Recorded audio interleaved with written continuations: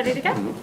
All right. I will now call to order the study session meeting of July 31st, 2023. Members of the public are invited to attend in-person council meetings in council chambers on the lower level of City Hall. Public access to tonight's meeting is also available on the city's YouTube channel online and by telephone using the call-in numbers posted on the meeting agenda. Joanna, will you call the roll, please? Mayor Leidy, Here. Mayor Pro Tem Lukeman Hiramasa. Here. Councilmember Long. Here. Councilmember Jaramillo. Here. Councilmember Kondo. Here. Councilmember Burns. Here. Councilmember Goff. Here. Councilmember Brown will be absent. Councilmember Walker. Here. Thank you. All right. So we have 5 items on the agenda for tonight. We will start with, congrats and welcome. We have Commander Lauk with us tonight to present our first item, violent crime and fentanyl. Just kicking us off with Good afternoon. a hot topic, yeah. Yeah, Hi. a couple of really broad topics. So I do want to preface this with, we did take some data and compiled it to present to you guys. These are very broad topics, so we didn't do a lot of data analysis and dive too deep into the subjects. Hopefully I can present you guys with some data, provoke some conversation further down the road, get a starting point for these 2 topics. Okay.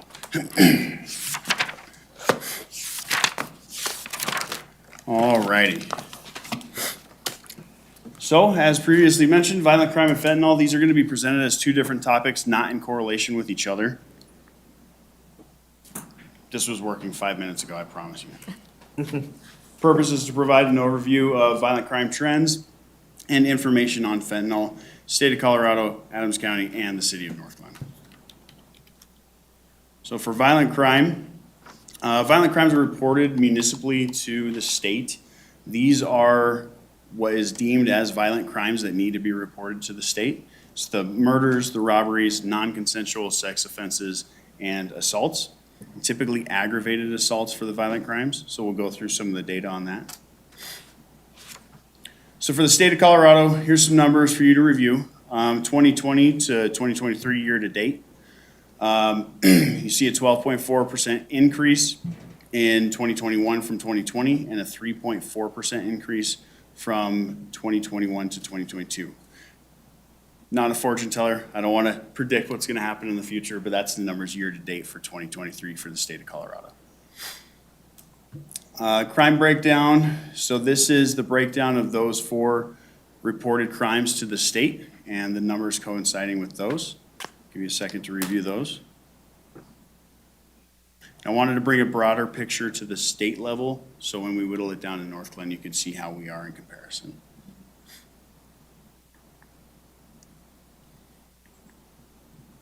So violent crime for the city of Northglenn. The total numbers are up top for 2020 to 2023. Excuse me. Let's see. Yes, this is just the data breakdown for that. And year to date in 2023, we have 107 reported violent crimes. So for firearms, you'll notice I think you guys have the handout for this as well. We have numbers for firearms incidents in Northglenn, and then following that, we have some, let's see. Get on the right page here. So verified shots fired. In 2021, we had 38. 2022, we had 27. And year to date, we have 22. These do not involve the homicides. Firearms recovered from violent crimes. You can see those numbers there as well. And then gunshot wound injuries as a result of those incidents as well. So following that, we gave a handout from the Adams County Health Department that kind of goes over some of the firearms death rates per capita in the state of Colorado, or I'm sorry, in Adams County. This was provided by the Health Department for the 17th Judicial District. We were just provided with this on Friday. It's a very large scale presentation that we kind of whittled down and took some slides out of that to present to you guys tonight along with our data. So that is for your review. And this does break it down from municipality. Some of the municipalities aren't totally in the 17th judicial district, like Arvada and some of the Jefferson County areas, Aurora. So it'll split those out as well.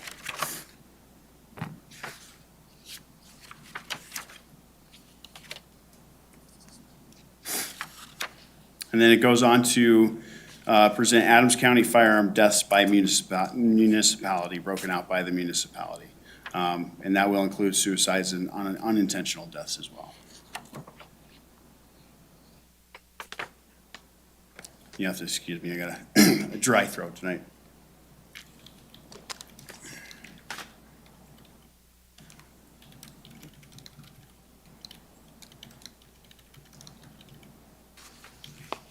Okay, so the question is, what are we doing to combat the violent crime in the city of Northland? Number one is community collaboration.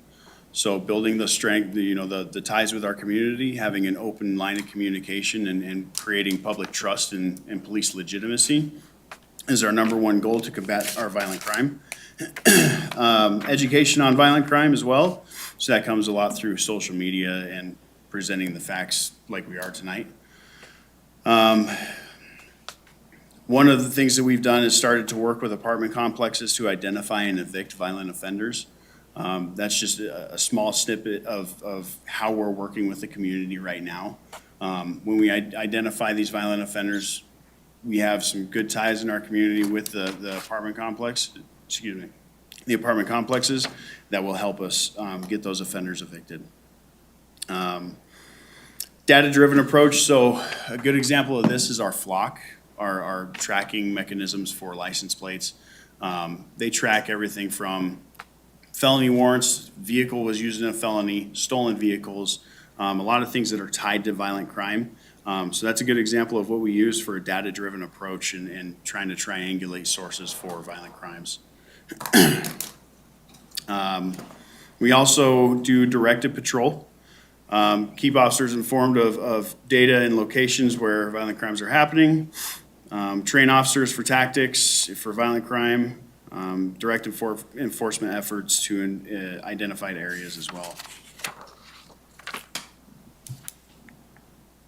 So next part is on education. This is kind of a really broad spectrum, and there's a lot of things on this slide. I apologize for that, but this is part of our approach to educating our community about firearms safety, about parenting your children, especially when it comes to crimes committed by juveniles, knowing your neighbors, working with the community, getting them well involved with public safety, the Citizens Academy, Teen Academy, youth programs, Neighborhood Watch, things like that. That's our education to our community.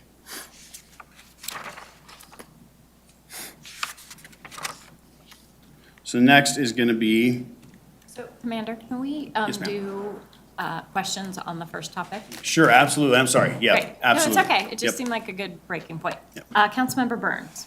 Thank you, Madam Mayor. Okay. Questions, comments, a lot of thoughts. Sure, So the first thing I'm noticing is our sexual assault numbers are pretty high per capita. That's a little shocking. sure, yep, And our suicide rate, right, very high. yes. Do we have any background data on either of those things? Sure, If not prepared for tonight, totally understandable, but. So one thing that we want to talk about, several years ago, we started a Start by Believing so again, that, trying to build the trust in our community, because when it comes to sexual assaults, most of those are not reported, No. right? So that, I hate saying it's a good thing, but I think people are coming in and reporting it, which is very important, so we can do that. So I think that's, one of the things with several years ago when we started to Start by Believing, council was very active in that development of that program. So I think that's one of the reasons that we're seeing a high report rate for that sexual assaults.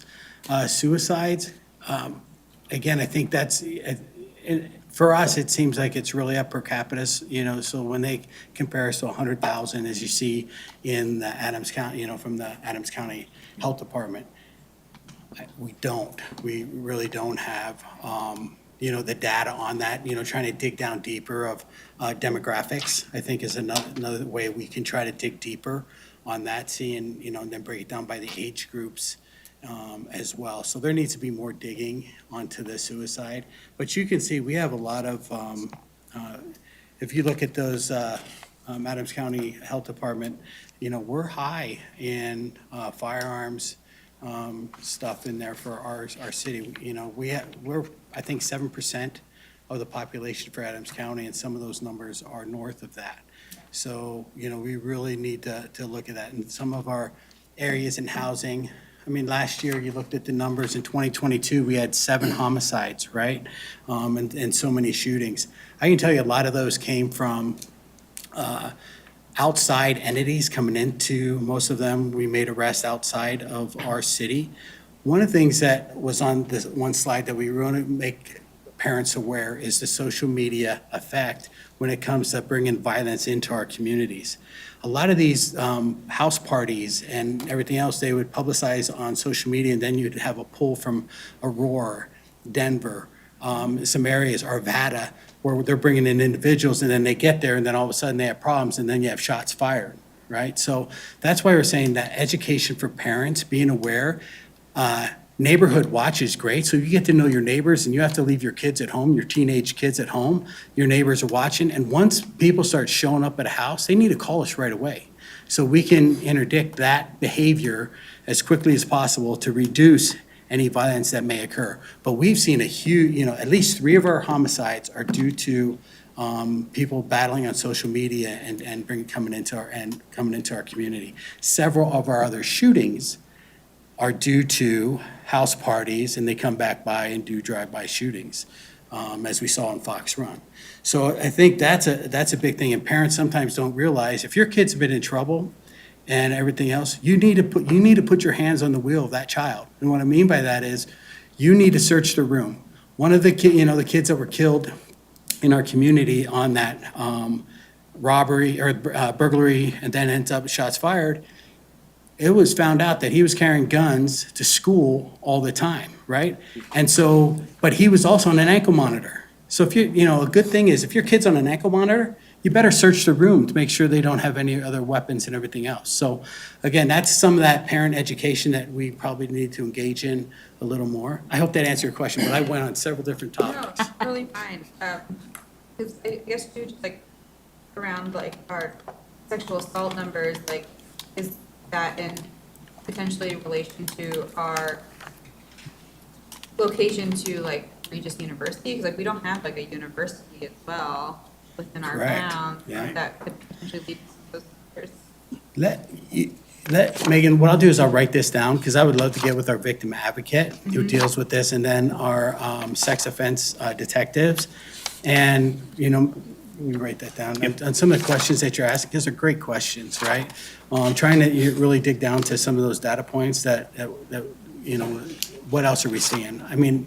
The Start by Believing is a big one, right? So, when we're emphasizing that in the community, people are coming forward. And there's a lot of cases that are cold cases as well. So, but some of those cases, we didn't know how far in the weeds we should get on this presentation and Totally, and right. analyzing that data. And just final thought around like social media education for parents, but also like potentially around like consent and what that looks like for teams.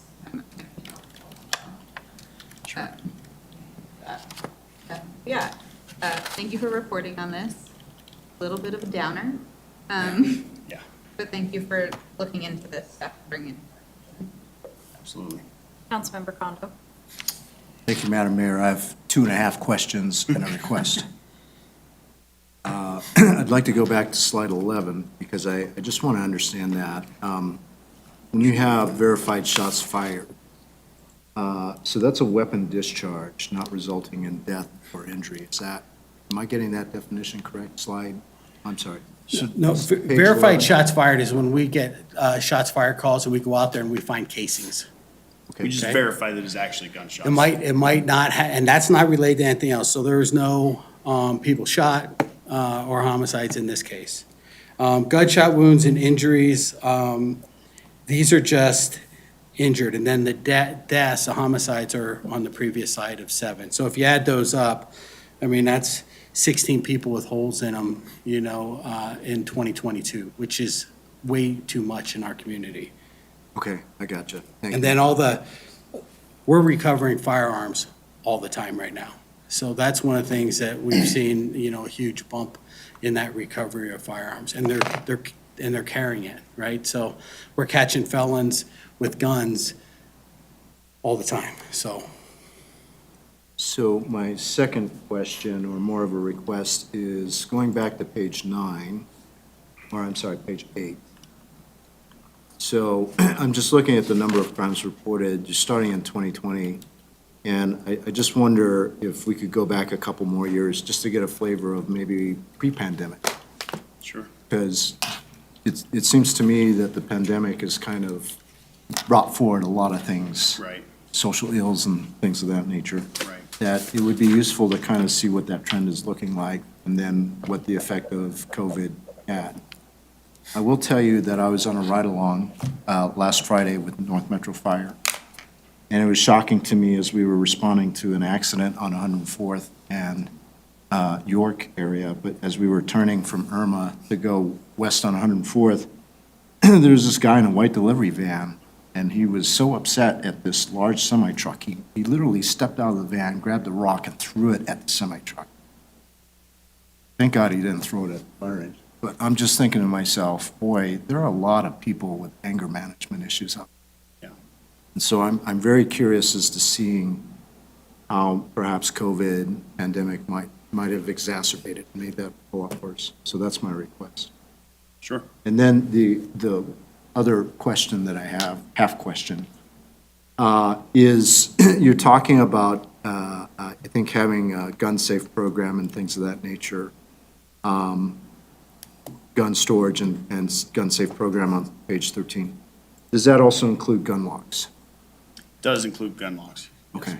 Yep. Is and here's my commentary.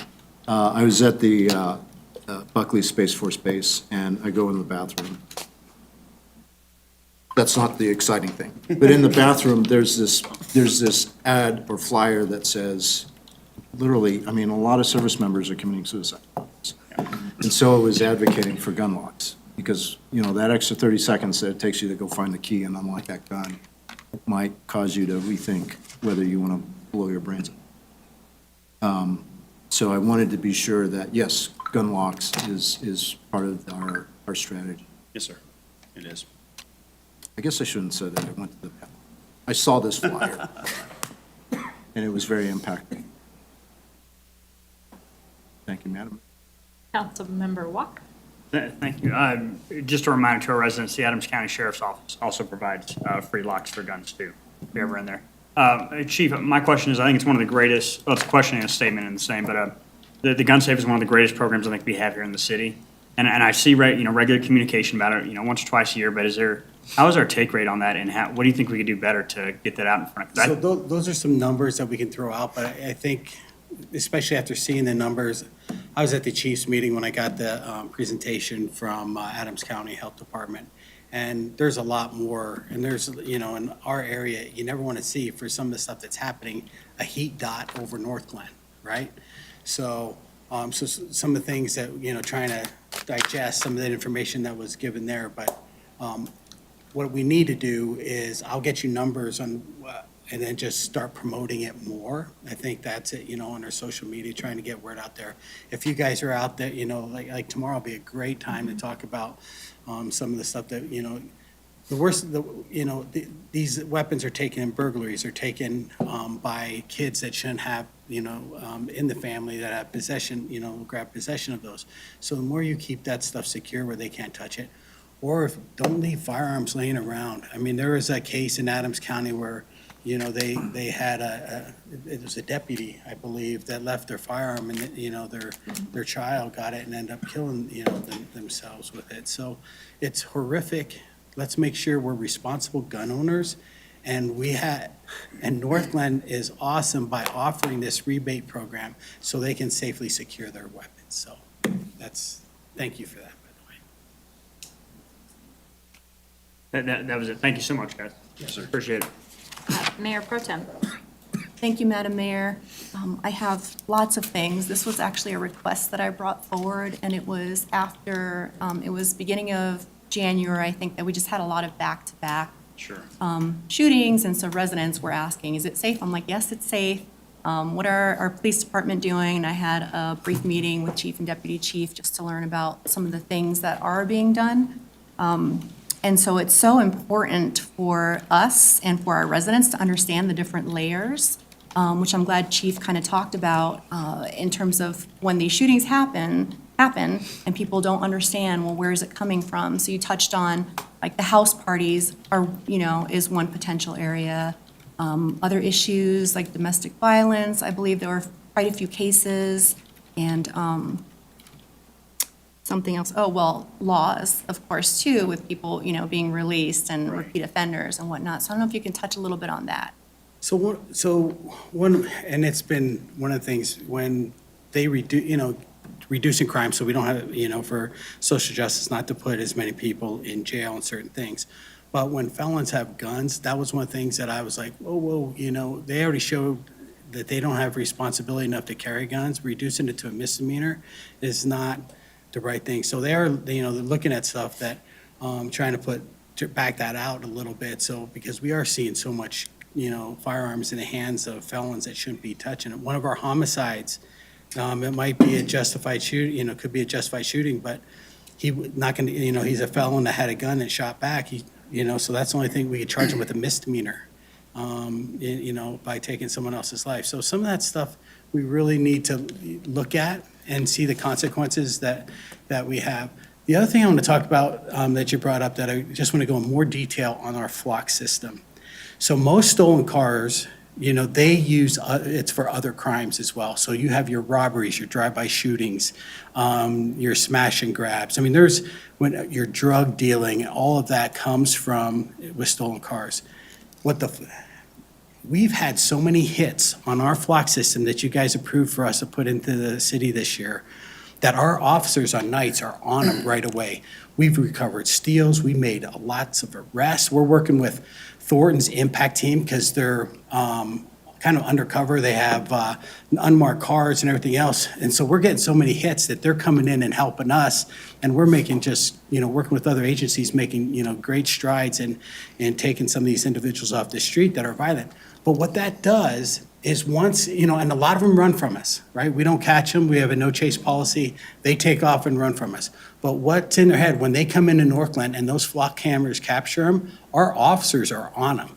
So that's huge. And the more officers we put out there at night where we're getting those individuals, or we're lighting them up, they're not going to want to come here because the chances of, they don't want to get caught. So I'll be curious next year that we look at some of our other crimes and our violent crimes, see if we see reductions because of some of that technology that we implemented here in our community. So that's one thing I'm super excited, and we have to be smarter, right?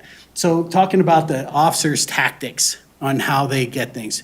If we go up and try to grab them, they take off and run from us. So how can we be smarter when we do that? So one of the things that we want to do when we get the officers, out there, we'll do some, unmarked cars as well to help us put those cars to bed. And when they get out, that's when you grab them.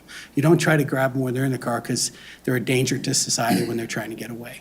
So those are some of the things, and that's what the community needs to look at, that we're out there, we're responding, we're really putting a lot of time and effort into those flock systems that's identifying people with warrants and everything else. The other thing we need to do is identify individuals in our city that are violent offenders, that have warrants out, and do warrant sweeps, and get them taken into custody so they can be held accountable for that, those crimes. And hopefully that helps reduce those crimes as well, so.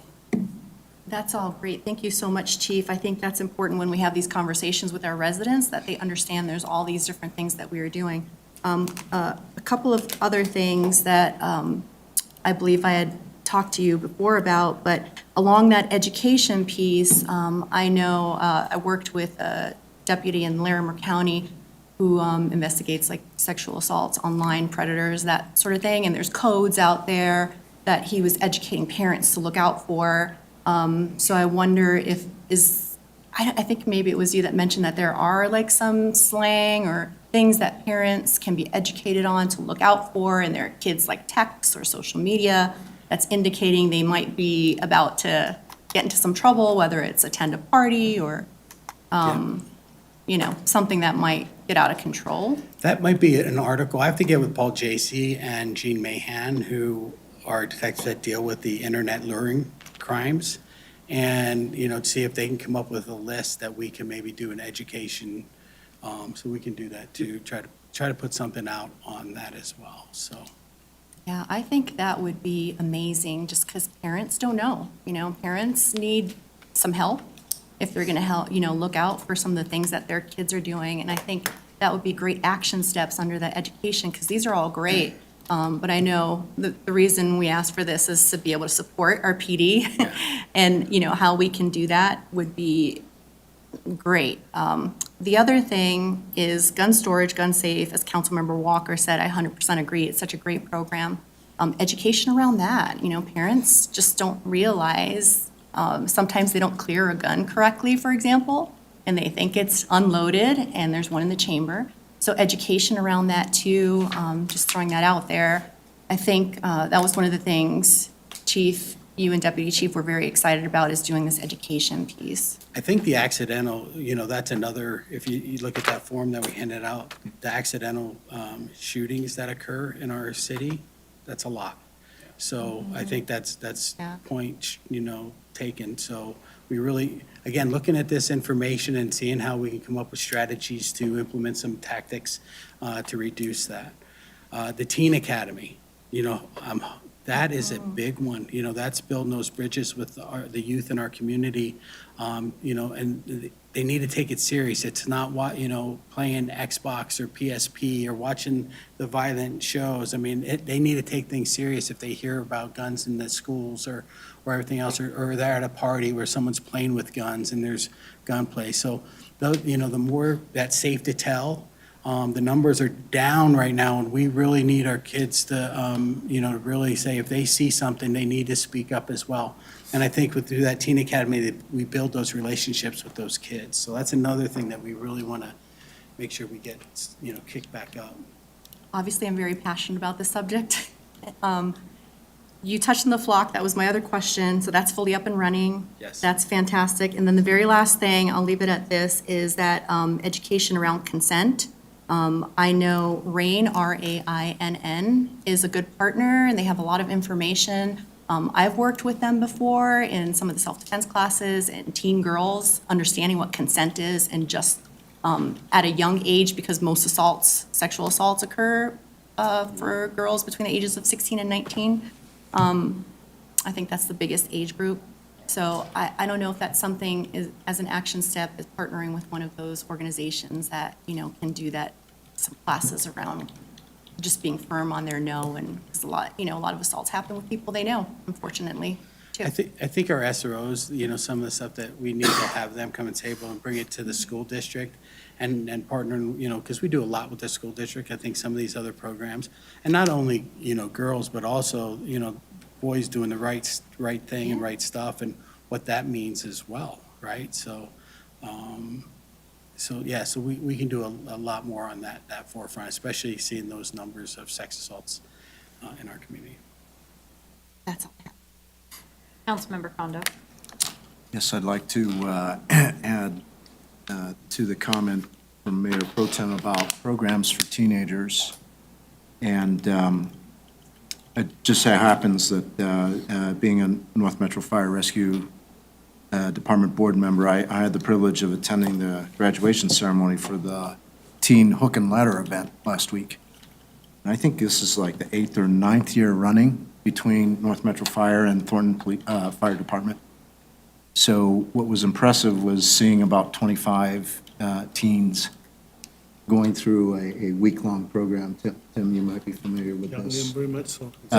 You know, learning how to fight fires and doing first aid, CPR, and hose management and all this other stuff. So, you know, I just offer that up as yet another opportunity, not necessarily just the police teen academy, but, other activities and things like that in the community that way we can get our young people and get their energies directed in a very positive sort of direction, might be worth considering. So I just offer that up as food for thought.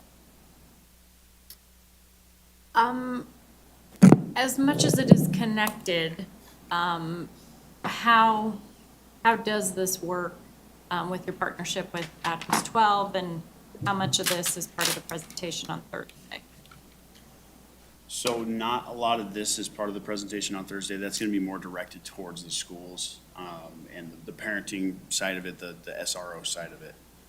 There will be, you'll see a little similarities between the two, but that's more directed towards the school portion of it. I was just wondering, because you mentioned Safe to Tell. And so I just wasn't sure. I mean, I know you partner with Adams 12 successfully. I think that's something, again, I'm presenting Thursday morning, so that's some stuff that we can talk about because the numbers statewide, okay? This is not just in School District 12. This is statewide that the numbers are down for Safe to Tell. And it normally is, you see a drop off in the summer, but it's a little lower this year than past years. So the suicide is another topic, right? So really make sure, and several years ago, Adams County was hit pretty hard with suicides in our communities. So I think it's a lot of good conversations that can happen on Thursday, and that open dialogue. I think that's, keeping, we have an agenda, but a lot of times it doesn't stick to that agenda. The principals will bring up what is important to them and how they are, and then how we work together to achieve some of those goals. So Thank you very much. Thank you for being here. Congrats, Ken. Thank you. now fentanyl. Fentanyl? Fentanyl, yeah. Oh, yeah, sorry. Ready for that broad topic? Topic two. Goodness. So again, it's going to be a broad topic, thought-provoking, conversation-provoking for the future. I'm going to bring forward some statistics and some data for you guys to look over and review, and then future conversations can hold the analysis of that data. Let's see. So what is fentanyl? Fentanyl is a synthetic opioid that is 50 times stronger than heroin and 100 times stronger than morphine. It's a major contributing factor for overdoses in the United States. It is used in medicine. However, the illegally manufactured fentanyl is what's used mostly on the streets. So our policing efforts on fentanyl, we have the North Metro Task Force, which is a dedicated drug task force that not only and not strictly, but mainly does drug investigations within the jurisdiction. So it's a multi-jurisdictional agency. Detectives from, I'm sorry, how many agencies, sir? All of Adams County are conjoined into this task force to do drug investigations. We have one down there right now. We're slotted for two, but due to staffing, we only have one there right now. North Metro Task Force conducted 5 operations in North Glen in 2022. It resulted in 41 arrests, and have done 4 in 2023, resulting in 15 arrests so far. Here's some staggering numbers of fentanyl seized by the North Metro Task Force. As you see, it's a pretty hefty amount there. And this is task force wide. This isn't specific to North Glen. So this is all of the 17. And then we'll focus down onto North Glen on the next one. Come on. Maybe. It's just on the bottom of that one. Oh. Oh, there it is, sorry. MPD, so 2022 and 2023 year-to-date. You can see what we have so far in correlation with what the rest of the task force has seized so far. So that's a lot. So the thing is, it only takes micrograms to kill you, right? So when you think about almost 4.5 pounds in our community, that could wipe out our whole community. So, and it's coming in and heard numbers again Friday. 400 million in Texas was recovered trying to come across the border. They're thinking they're going to hit 1 billion grams coming across this year. Colorado is a couple hundred, or no, it's 44 million grams here in Colorado. So we really, I mean, that's a huge problem, trying to get this, because that, again, it's super dangerous. I mean, that's an incredibly dangerous drug. So, but this just shows you what we're finding in our community. Numbers may look a little bit small, but like the chief said, I mean, 1.94 pounds is an incredible amount of fentanyl. If you're talking about marijuana, it may not have the same scale, but fentanyl, that is an incredible amount. And we are seeing it very prevalently on the street. What we used to see, a lot of the heroin market has changed to the fentanyl market. So our efforts on fentanyl, on top of our proactive approach with the North Metro Drug Task Force and our patrol officers more particularly, identifying the suppliers, the dealers, and trying to attack it at that approach, we do have some measures to try and keep people alive, right? So Narcan is a big thing now that we carry. Can quickly reverse the effects of opioids within the brain if applied quickly. We have saved numerous lives using the Narcan that we carry. Our crisis response unit, they carry it as well. It is a very, very, very valuable tool in saving lives. So on top of our proactive law enforcement approach, we're trying to combat it by saving the lives as well. Crew also assists with providing housing and some of the populations that do have an addiction to fentanyl, they provide resources for them as well following the fact. So if we do encounter that, we reach out to them for resources. And Jessica's great about getting right on those resources and providing the information to the individuals that need it. I think that is it. Questions?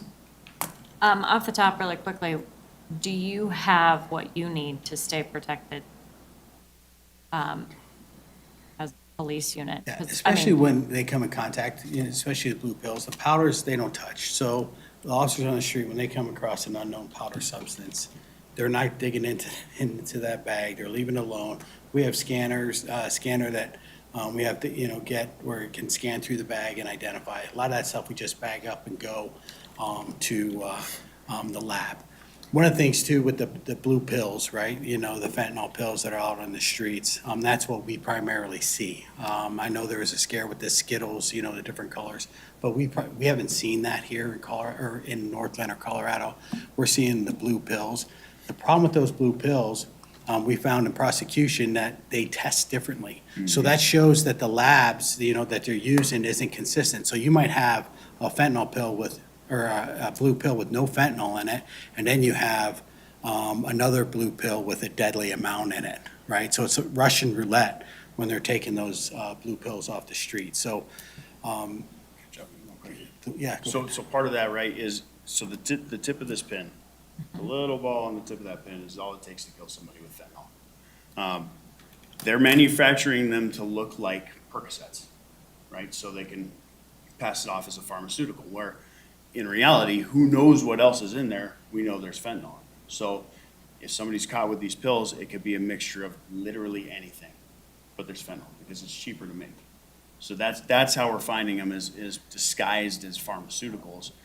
The powder form, thankfully, is not as prevalent right now on the street. That could change. Because the absorption rate in the body with the powder is so much greater than handling a pill. So like you said, we do train our officers very, very closely. If it's a white powder, it stays wrapped. And there's a lot of telltales for us. I don't want to get too in the weeds with what we find specifically, but there are telltale signs for us. The Narcan is the number one thing. That's huge. Our officers having it on them for their own protection is huge. We're seeing a lot of videos now throughout the U.S. where cops are going down Yeah. because they're just searching somebody, and it's absorbed through the hand, absorbed through the nose, whatever, and all it takes is that. So the biggest thing that we do, the biggest stride that we've made is having Narcan on every officer. Okay, that was my question, because, And PPE is really important too. Yeah. Gloving up, doing your searches, putting your leather gloves on, making sure, you know, you're doing it right, because you have no idea, you know, when you're patting someone down, what you're gonna run into. Fentanyl is also being laced with other drugs in that powder form, right? You know, we hear even marijuana sometimes having it. So again, it's really important for parents to try to figure out where this, and, you know, I know there's a lot of addiction out there. And I think one of the things I can tell parents, and I know they think sometimes they're doing the right thing by having a dealer for their kids because, you know, they're caught up on, you know, they're addicted to opioids and everything else, but it's so expensive going through the doctors. And then, you know, they turn a blind eye of them going to a dealer, getting stuff. But I can tell you that, and then, you know, because we're seeing cases like that, trying to follow up, and the parent knew they were using a dealer to get, you know, illegal opioid, you know, or fentanyl, and they end up in their kid overdoses. So please don't, right? Get your, you know, your children or your young adults care, get them into programs that can help. You can give the police department a call. We can, you know, set you up with, you know, some contacts and resources to do that. But whatever you do, don't let your kids, even, you know, even if they're hurting, you know, use a illegal dealer out there in the streets. It's super dangerous. Professional help. Councilmember Long? I have three matters at hand. Sir. First of all, just out of curiosity, how do you go about destroying this stuff when you find it? I mean, you don't want to touch it, but is there some place where you Right. dispose it? How do you go about that? Just out of Yes, sir. curiosity. So it would follow the chain of custody for any evidence and then gets processed very specifically and incinerated. Incinerated, Yes, okay. sir. Are you doing the burning? Are we We doing? do not. You give it to somebody, Yeah, someone professional that can Yep. take care of it. well, Narcan, you have enough supplies always? Is it easy to get now? Is it It, available when you buy it? I mean, is it? it is available, yes. Okay. We do have enough. We You do have enough. We work with a program, and like I said, I don't want to get too in the weeds, but we work with a program called Oppie Rescue, and we get supplied Narcan from them. Okay, so you always have enough on hand? Yes, sir. And then one last question, I don't know if it's really a question as much as just an anecdotal comment on 12 hours and now 10 hours. Are we celebrating? We are celebrating. Okay, We are celebrating. Yes, sir. thank you. Yes, sir. Thank you. Absolutely. And if I may just add a comment real quick, so, because I'm sure this question will come up, deaths on fentanyl. So I reached out to the Adams County Coroner's Office to try and get some data for this presentation for deaths on fentanyl. They are compiling a report for me as we speak. They haven't gotten it back to me. So as soon as I get that, if you would like to see it, I'd be happy to share it. And we did have a recent, it might be interesting, I don't know if all council members saw the presentation that we had from our district attorney on this topic. It was a pretty in-depth evening, so that may be something worth going back and watching again. Councilmember Condo? Thank you, Madam Mayor. So you said that fentanyl can be mixed in with marijuana. Is the police department, are you equipped with test strips to be able to identify that or detect that? Yes, so we have testing devices along with testing chemicals that we typically use. The testing device is the greatest thing in the world because you don't have to take it out of the bag. You can put it right up to the bag, it shoots a laser in there and will tell you basically what the substance is. If we suspect it and it comes back as an unknown substance, we don't unwrap it. We'll Okay. send it to the lab for testing and they can handle it there. Gotcha. Councilmember Burns? Thank you, Madam Mayor. Question that just popped into my head. Sure. From Councilmember Condo's comment. Are we seeing illegal marijuana sales rising? I don't have those numbers for Okay. you. I can certainly research that and look it up. This was obviously more specific to fentanyl. Yeah. I don't know. I don't know the answer to that question, but I Yeah. can certainly look it up. I feel like it's bad for business to kill your patrons Sure. as a weed supply. Or, Sure. yeah. But you could I can use tell you Narcan to there's get involved. definitely still illegal marijuana sales going on. Yeah. For sure. whether it be due to cost or, ability to acquire. Yeah.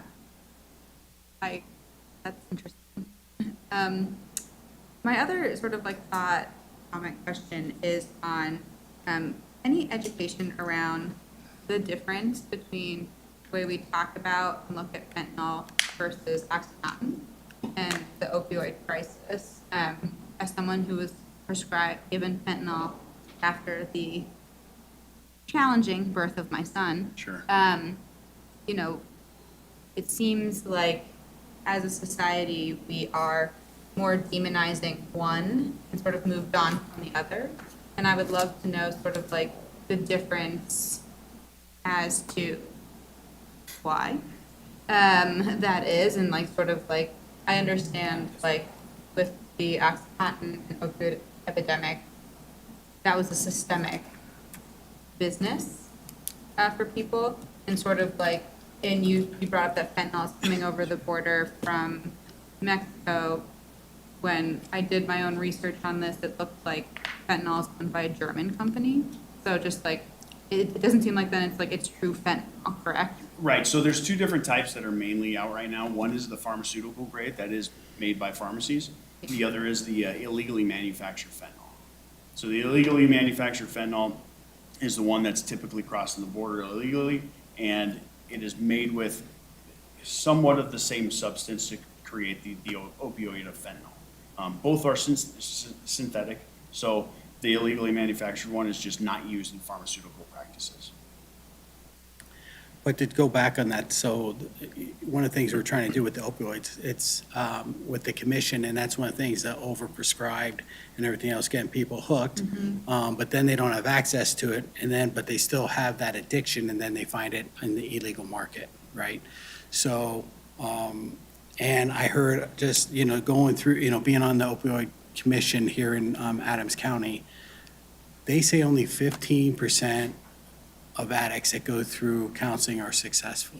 And that's horrible, right? So we just really need to, and it's one of those things where a lot of them will not volunteer to go through that, withdrawal system because it hurts and it's painful. So unless they have some type of motivator, so that's another crisis that we have. But I think to answer that, I think the focus is still on that over-prescribed drug, trying to, when people go on it, that education piece, like, if you're on these pain meds, you need to get off them as soon as possible, right? You don't want to have it grow into an addiction. Because the other thing too is then they can't get it from a doctor won't prescribe it, and then they'll go to the street to fill that pain. So it's just a bad cycle. Thanks, Chief. Mayor Pro Tem? Thank you, Madam Mayor. I won't get into the weeds, but I know our Congresswoman, her initiative is fighting trink. I just saw it on the news right before this. I don't need statistics or anything like that, but has it been something that you've seen here locally? We have yet? not experienced it yet. Huh. Not yet. Okay, because apparently that's starting to become a thing. Just It one is. more thing. It sounds like there's some fights that need to be had at the federal level to really combat all of these drugs coming in across the border. Right. And that's going to be important because we can only do so much here locally, on the Right. local level.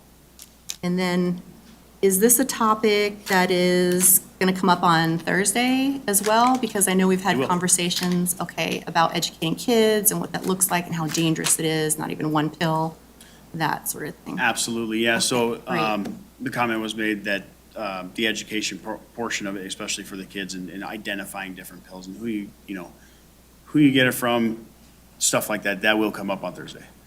We'll have the conversation for the school stuff. Thank you so much. Absolutely.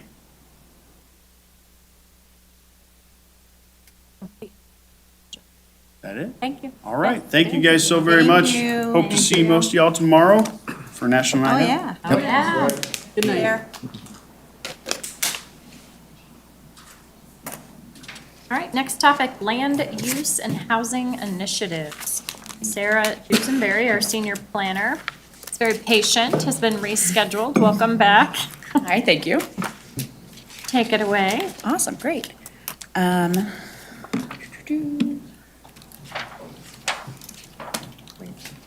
This way. Oh, okay.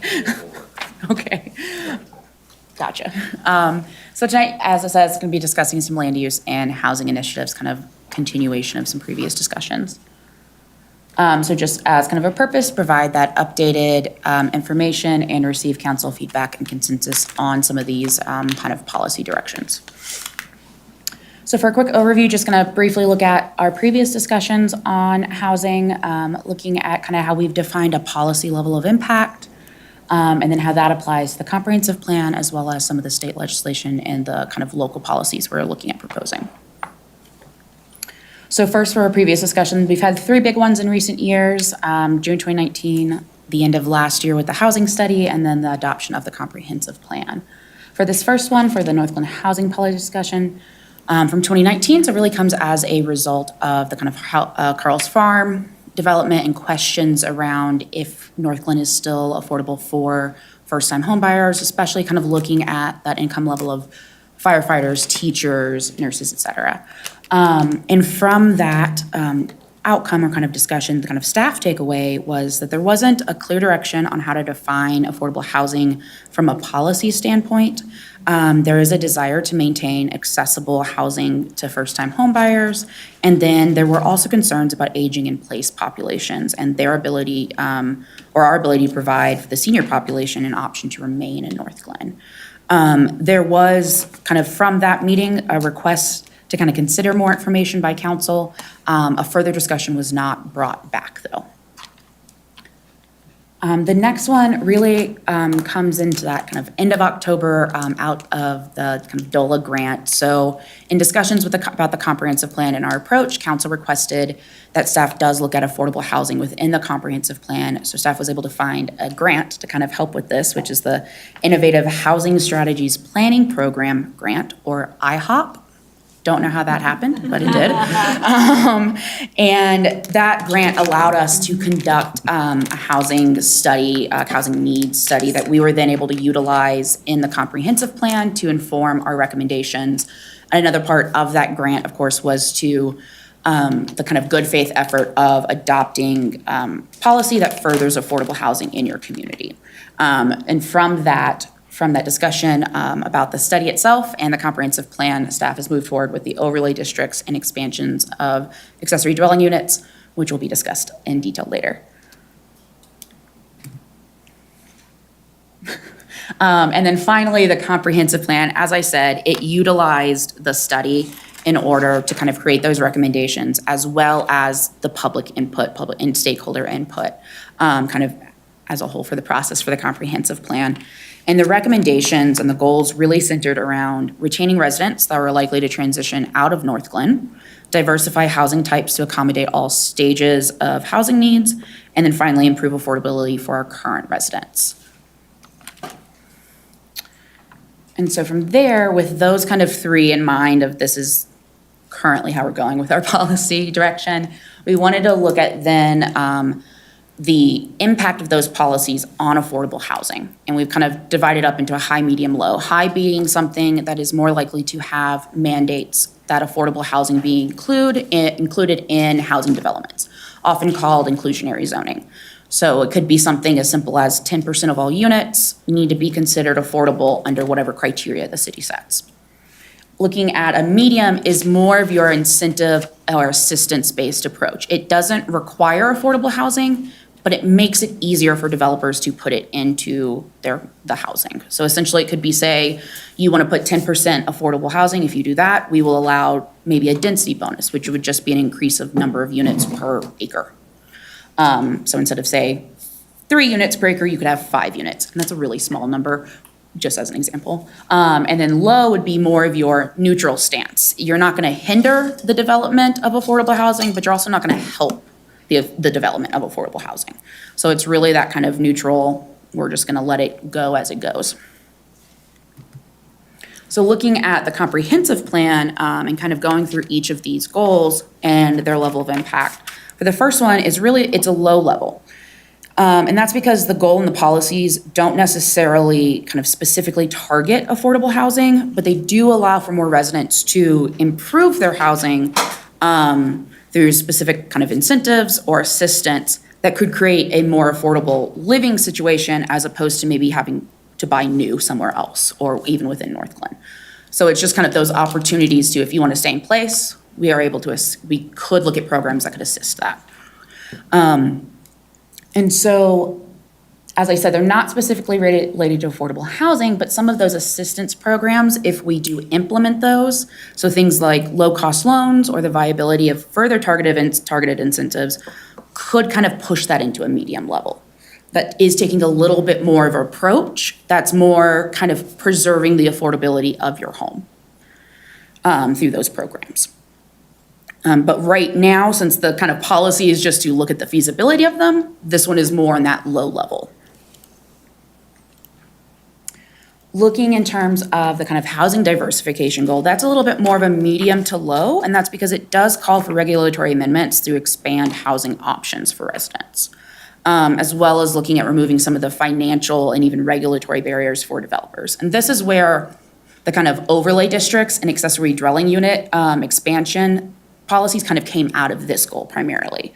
So it's about expanding those opportunities more than kind of directly creating affordable housing. One of the other things it does look at is also engagement with our residents to say, we do need to look at diversifying our housing type. The study found that we are predominantly single family and higher density multifamily. So we're kind of missing that middle density. But one of the things, as we know, in terms of changing the density within single-family areas, that public engagement portion is going to be important to understand where residents feel that this could be okay. And so if engagement calls for and says, yes, duplexes make sense, or triplexes, fourplexes, that could lead to a greater affordability in terms of just providing more options for housing.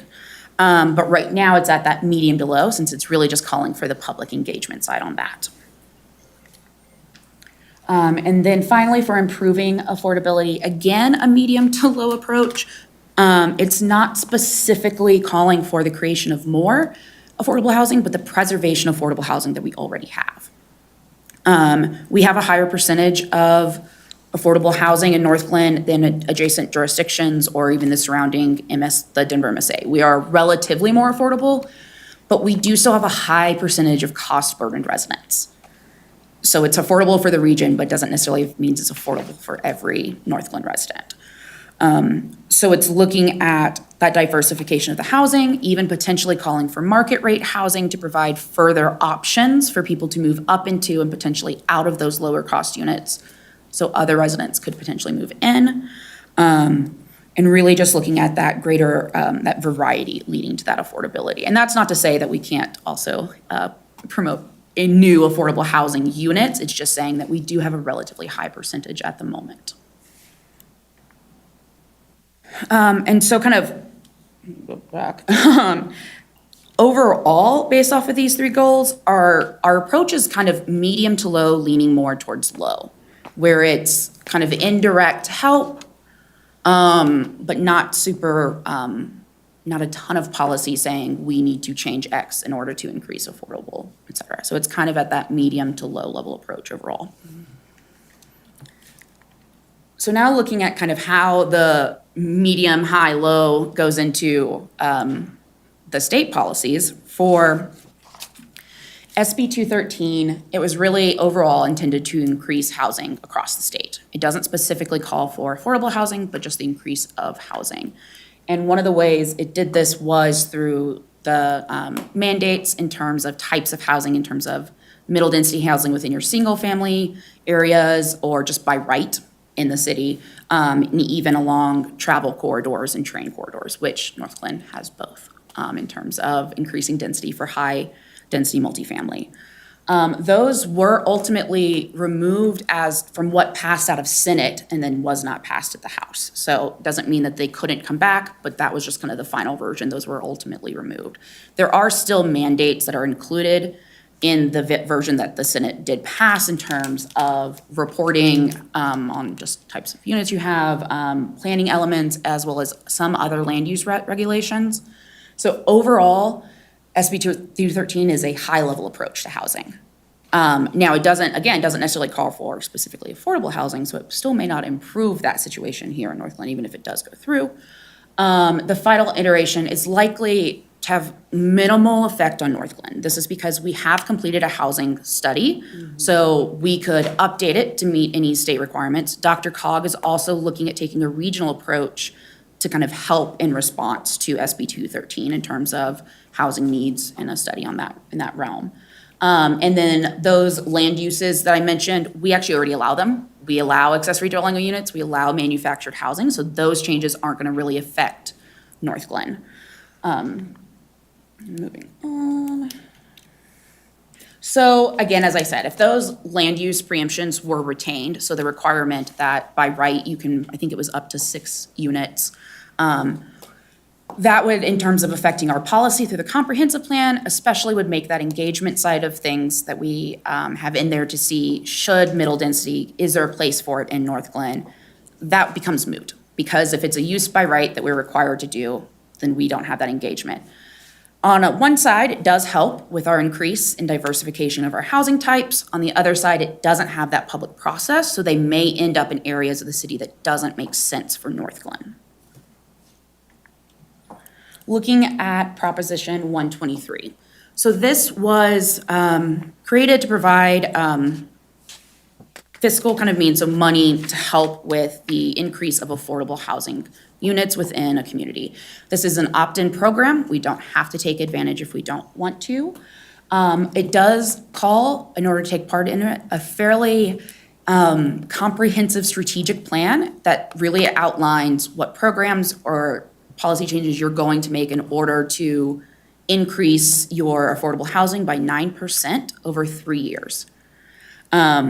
Or kind of that 3% per year. And for North Glen, using the smallest amount that we were, kind of the state gave us in terms of, it's in, I believe, one of the attachments, it kind of has that chart showing you're allowed to use adjacent jurisdictions, AMI, to kind of understand, get that baseline of affordable units that you then need to add on top of. So for us, it would be 93 units total over those 3 years. And so for us to really take advantage of this, we would probably need to consider a high-level policy approach, so more of a mandate-based approach. And this is primarily because we're pretty much built out. It is much harder to kind of do redevelopment in this realm than it is new construction on a green site. So we do have that constraint. Also, North Glen is, as I said, relatively affordable. Under the parameters of Prop 123, 24% of our current housing units are affordable. And I believe like Westminster and Thornton are at about 19%. So we are higher than adjacent. Also, the kind of staff capacity in order to really take on a project like this may not be there, because we just may not be at the point in terms of those policies and having that strategy in place to really make this effective. Now, one thing with Prop 123, the penalty for not reaching this number is you're kind of removed for a year from the next cycle. So that's kind of it's not an incredibly harsh penalty. But overall, due to our constraints, North Glen is likely not as suited, because we have been relatively successful already, just by the nature of us as a community, kind of our development. And in terms of how it affects our policy approach, if we don't opt in, it doesn't affect our policy approach at all. If we do, it's just the moving into the high level. So for the overlay districts, that is currently a low-level kind of policy option. And it's really looking at allowing an expansion of land uses without necessarily restricting anything. So it's the underlying zoning, I'm gonna use Marketplace as an example because it was in the comprehensive plan as an area of focus for a mixed-use regional. So I'm just gonna use that as an example. So with Marketplace, it's currently zoned commercial auto, that would remain. We would then allow for mixed-use regional and the various uses to kind of be overlaid on top. So a developer could come in and has both of those options to kind of pull from in terms of uses that could go there. So it's really about opening up uses as opposed to restricting anything. One of the other things that it does help with is it kind of takes out that rezoning process and the permanency of a rezoning. So once you rezone a property, say you rezone Marketplace, you would lose the commercial auto out from the under and it would just be the mixed use. And so it's really about kind of saving the time and money in that step. And also, it's going to align with the comprehensive plan. And as I mentioned, the areas of focus, they are meant to be considered for further study or sub-area plans. So say Marketplace, if we were to do a sub-area, it would look at the feasibility of an overlay district. So it doesn't, by kind of approving the allowance of overlay districts, it does not immediately create one. We would want to study to make sure that that is a viable and feasible and kind of best use for that site to say, let's turn this into a mixed-use overlay. So there would be kind of that study and engagement prior to actually adopting one. But as I said, it would take out that element of the regulatory process for the rezoning. But because it does still include a major site plan, there is still that public element. So it's not gonna necessarily so there's still gonna be the public hearing side of things and that residents can respond. Because that, by removing the rezoning, you are removing a potential public process, but we're still retaining, we're just one less step, if that makes sense. And overall, the overlay districts are really about balancing uses. So a variety of uses, but that are compatible, can be mixed together. So housing and retail or service-based places. You have easy access to it. It's also easy access for jobs. But we're wanting to do it in a pedestrian scale, pedestrian-friendly atmosphere. Again, because you want to balance those uses and that flexibility, we also want to think about what is the impact on adjacent properties. So these do look at kind of that understanding of how do we mitigate any adverse effects on our adjacent properties. Since we are predominantly residential by land use, much of our residential backs up to all of our commercial areas, and we really want to take that into account when applying these.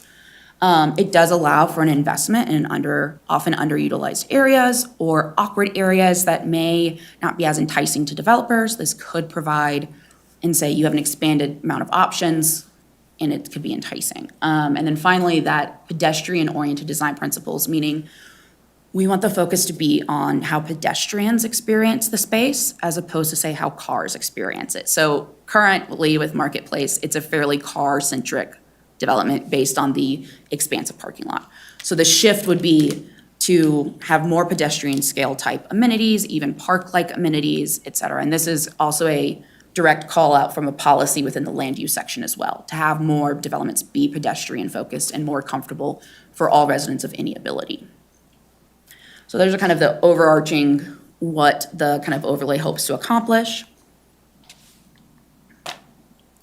Now, in order to kind of shift the policy level impact, as I said, it's at a low level right now because it doesn't really address affordable housing at all.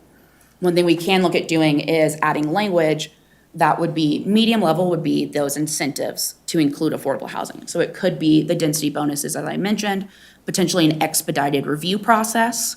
Other options are often reductions in kind of permitting fees or even waivers, things of that nature. So those are common ones. Doesn't necessarily we have to do those, but those are just common that are often used in these types of incentives. And then the high level would be that inclusionary zoning, which means if you're doing a mixed use development that has housing, some portion of it is required to be affordable. And then finally, with the accessory dwelling units, kind of two parts in how we're looking at changing these. Is to allow for short-term rentals to be operated out of accessory dwelling units. And one of the big things with that was it would provide residents a potential income stream, as well as providing housing need of that kind of transitional housing that you may need for less than a month.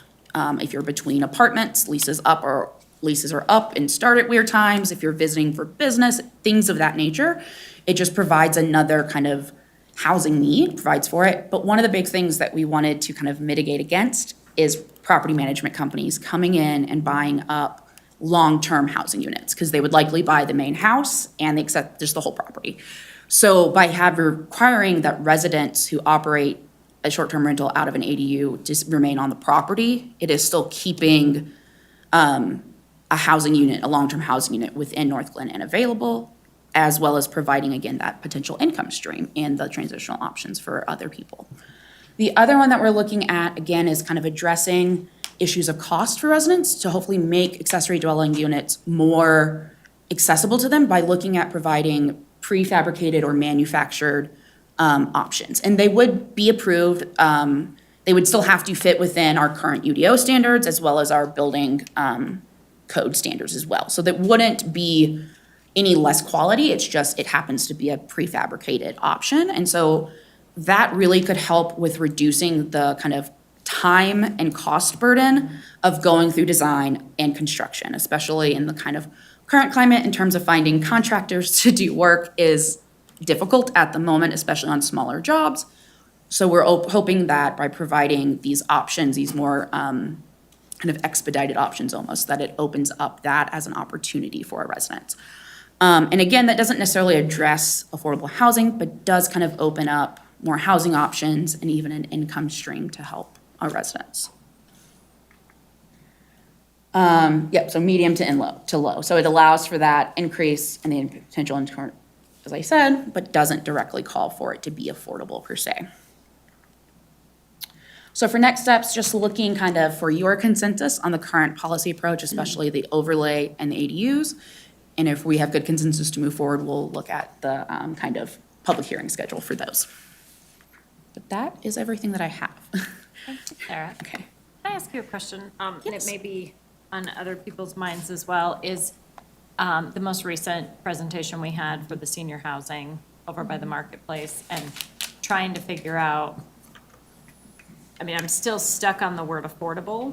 Affordable is a moving target. Like I looked up the definition just to be like, what does HUD call it? Yep.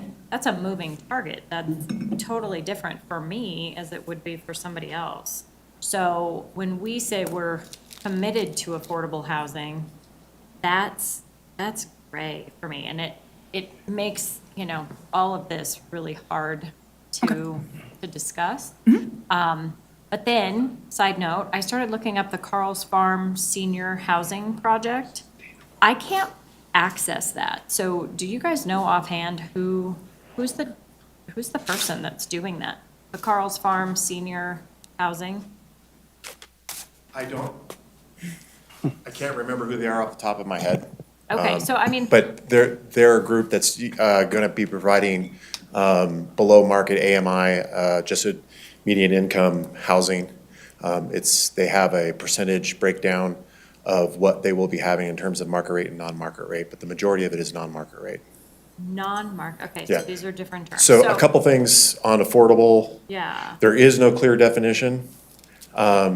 Typically, what we do from a planning perspective is we look at it from the word attainable, which is also somewhat nebulous, and then adjusted median income. So a lot of times what you'll see with medium to high level policy recommendations is you'll see AMI thrown about where the housing has to be at a certain percentage below the 100% level, and 100% is just market. And so typically you'll see 80, 60, and 30. And so those are usually offset by subsidies and other financial incentives for developers to come to market to do those types of things.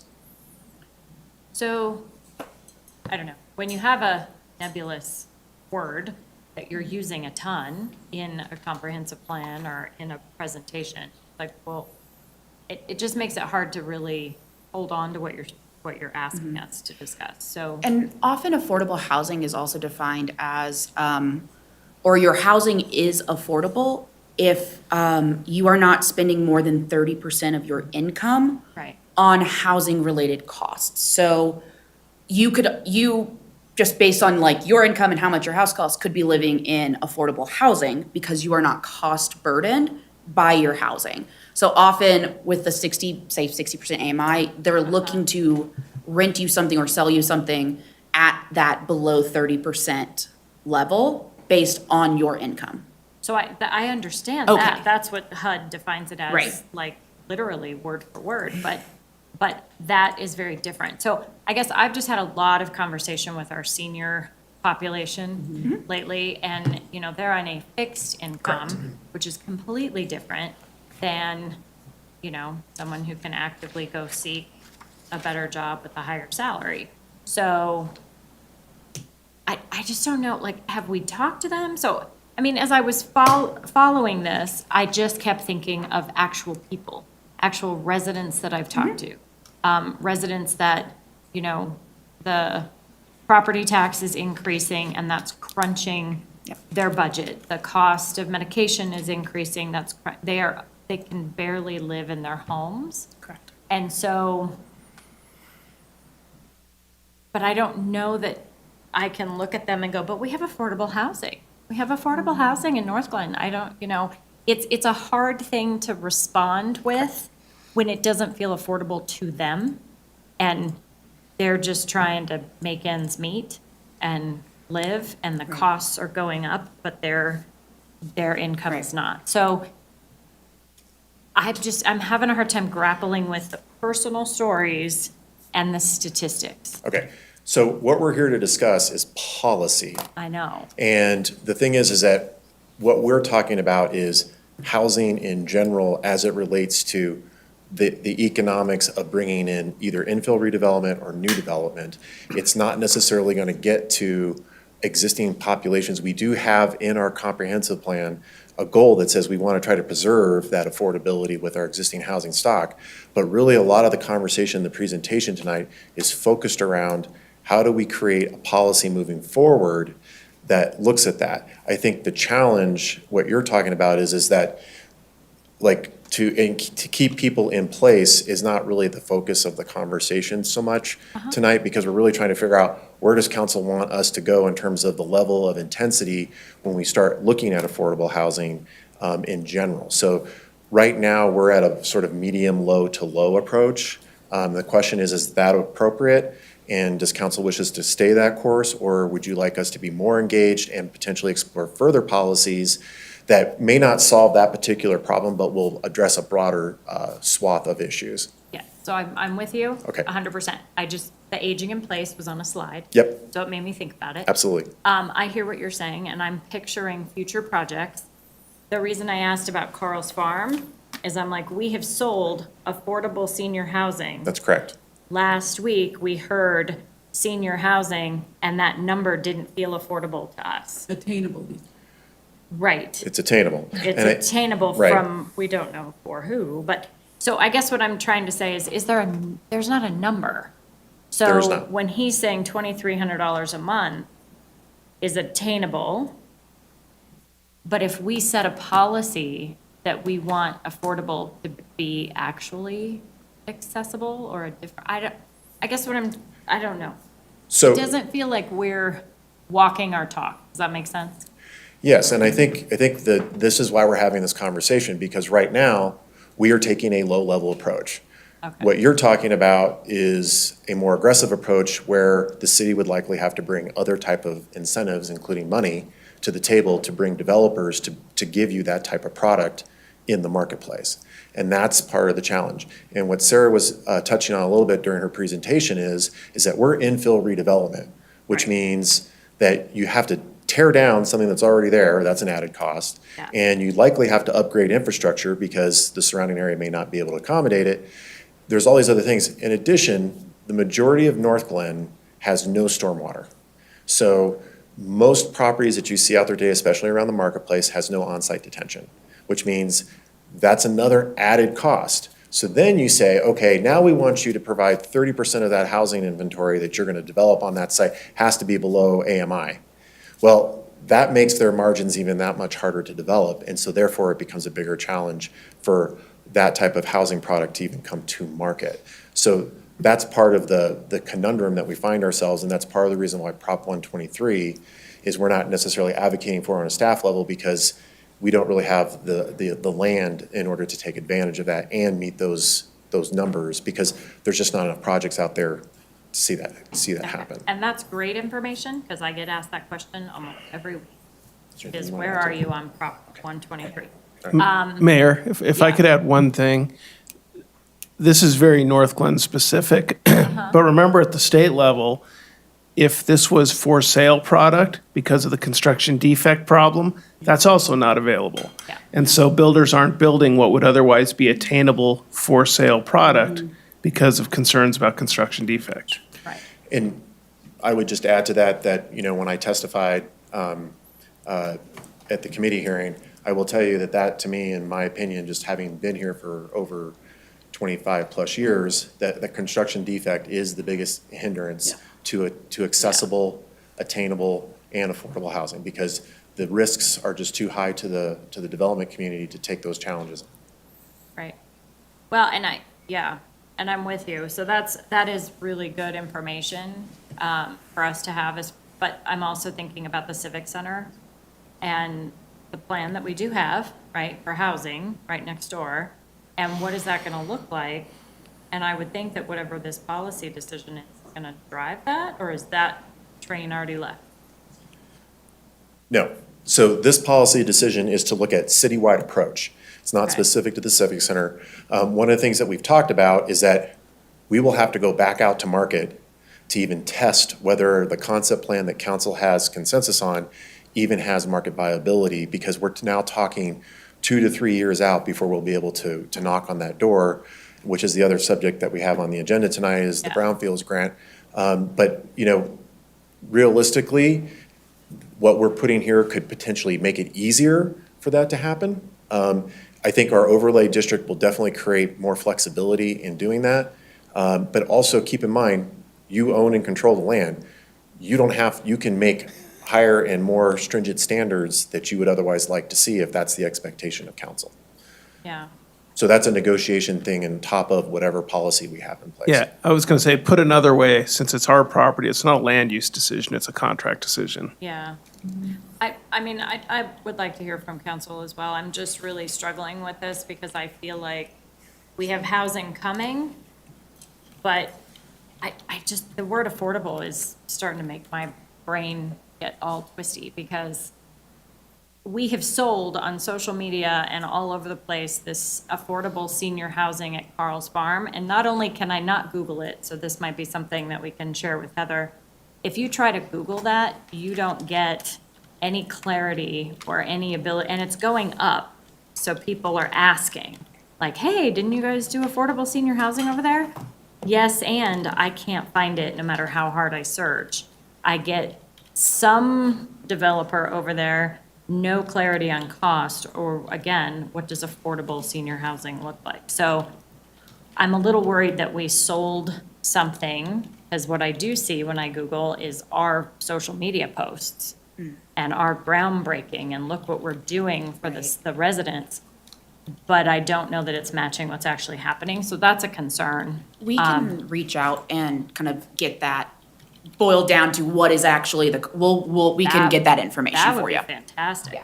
But as it relates, I just want to make sure that whatever policy conversation we have right now, that it's visible to the residents, like they can go, oh yeah, I see it, I see it, I feel it. And that's where I'm kind of stuck. I don't know that they can see and feel it. Councilmember Kondo? Thank you, Madam Mayor. First of all, I'd like to thank Susan and Becky for meeting with me in person so that I could kind of get my head wrapped around this, because there's a lot of history.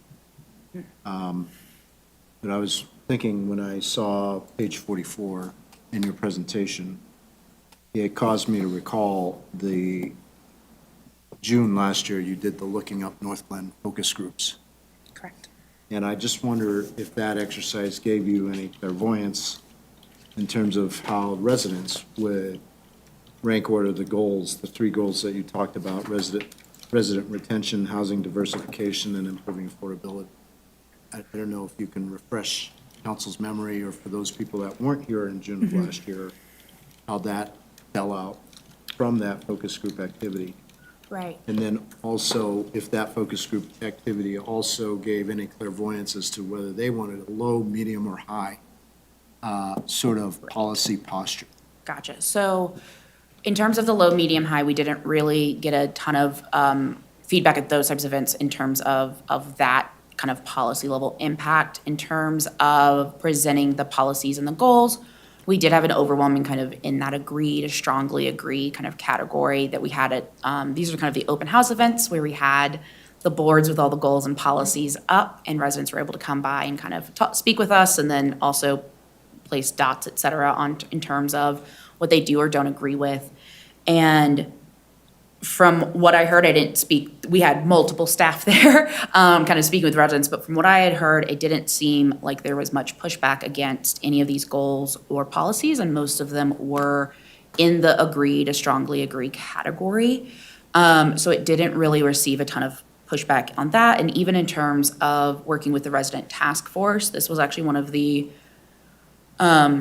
easier sections, I think, to an extent to kind of go through, that they all, especially having it based on the study, the housing needs assessment, showing the kind of the data and specifically story for North Glen, I think really helped in terms of creating policies and recommendations that really make sense for the city. And so we had a fairly good kind of a positive response. Of course, there were people that did say kind of don't necessarily want it or don't agree with it, but the overwhelming majority was that they did, that those dots were in the strongly agree and agree section. Follow-up. Let me, if I may just add something really quick. I think the other thing that's really important on this point is the policies that you see in the comp plan are a reflection and an outcome of what that community feedback was. And so I would just suggest to the council to consider that the feedback and what we presented to the community was a moderate, medium, low approach. So we did not go out and necessarily throw out there and say, hey, we want the city to subsidize affordable housing. The messaging was, what does the city want? What does the community want? And we shaped some of the conversation and policy recommendations for the goals around that. So I want to just be very clear that what we presented and what we got feedback on was moderate low. So The residents prefer a moderate to low posture in terms of council policy. Yes, yeah. I wouldn't say that we necessarily presented, say, an inclusionary zoning option in working with using the study and the resident task force, because that's one thing is, and before taking them out to the general public, we worked on the policy statements and the goals with the resident task force. And they also were very much so at that medium to low level, because we did discuss things like inclusionary, but the kind of recommendations from the study as well as kind of the task force kind of helped develop that. And then that's what we took out to the public and we received favorable response for that. Validation. Okay, thank you for that. Point of clarity on Yeah. the question real quick. So higher level or more progressive taxes were not presented, correct?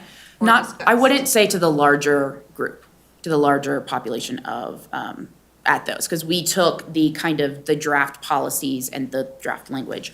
Now, one thing to note with a comprehensive plan too, the policy portion, that's a really living kind of portion of it. So the goals tend to be relatively set, but how we go about accomplishing those goals can be amended and shifted. Not everything has to happen, et cetera. So the kind of policy direction can kind of shift and still reach those goals. Yeah, I just needed clarity around language because Yeah. they didn't necessarily choose medium to low. They were presented only medium to low and agreed with that. Correct. So just a point of clarification. Yeah. Yep. One thing to just, so I want to be very clear. The resident task force shaped the policy discussion because that was the direction council gave us. So staff did not necessarily introduce or suggest other policy recommendations to the general public outside of that because that wasn't the direction that we received. So we were essentially trying to shape and make this a community voice based on the level of our stakeholders that we had to sort of approach it and present it in that form. And that's part of why we're here, is that there's a bigger menu of options if council so chooses.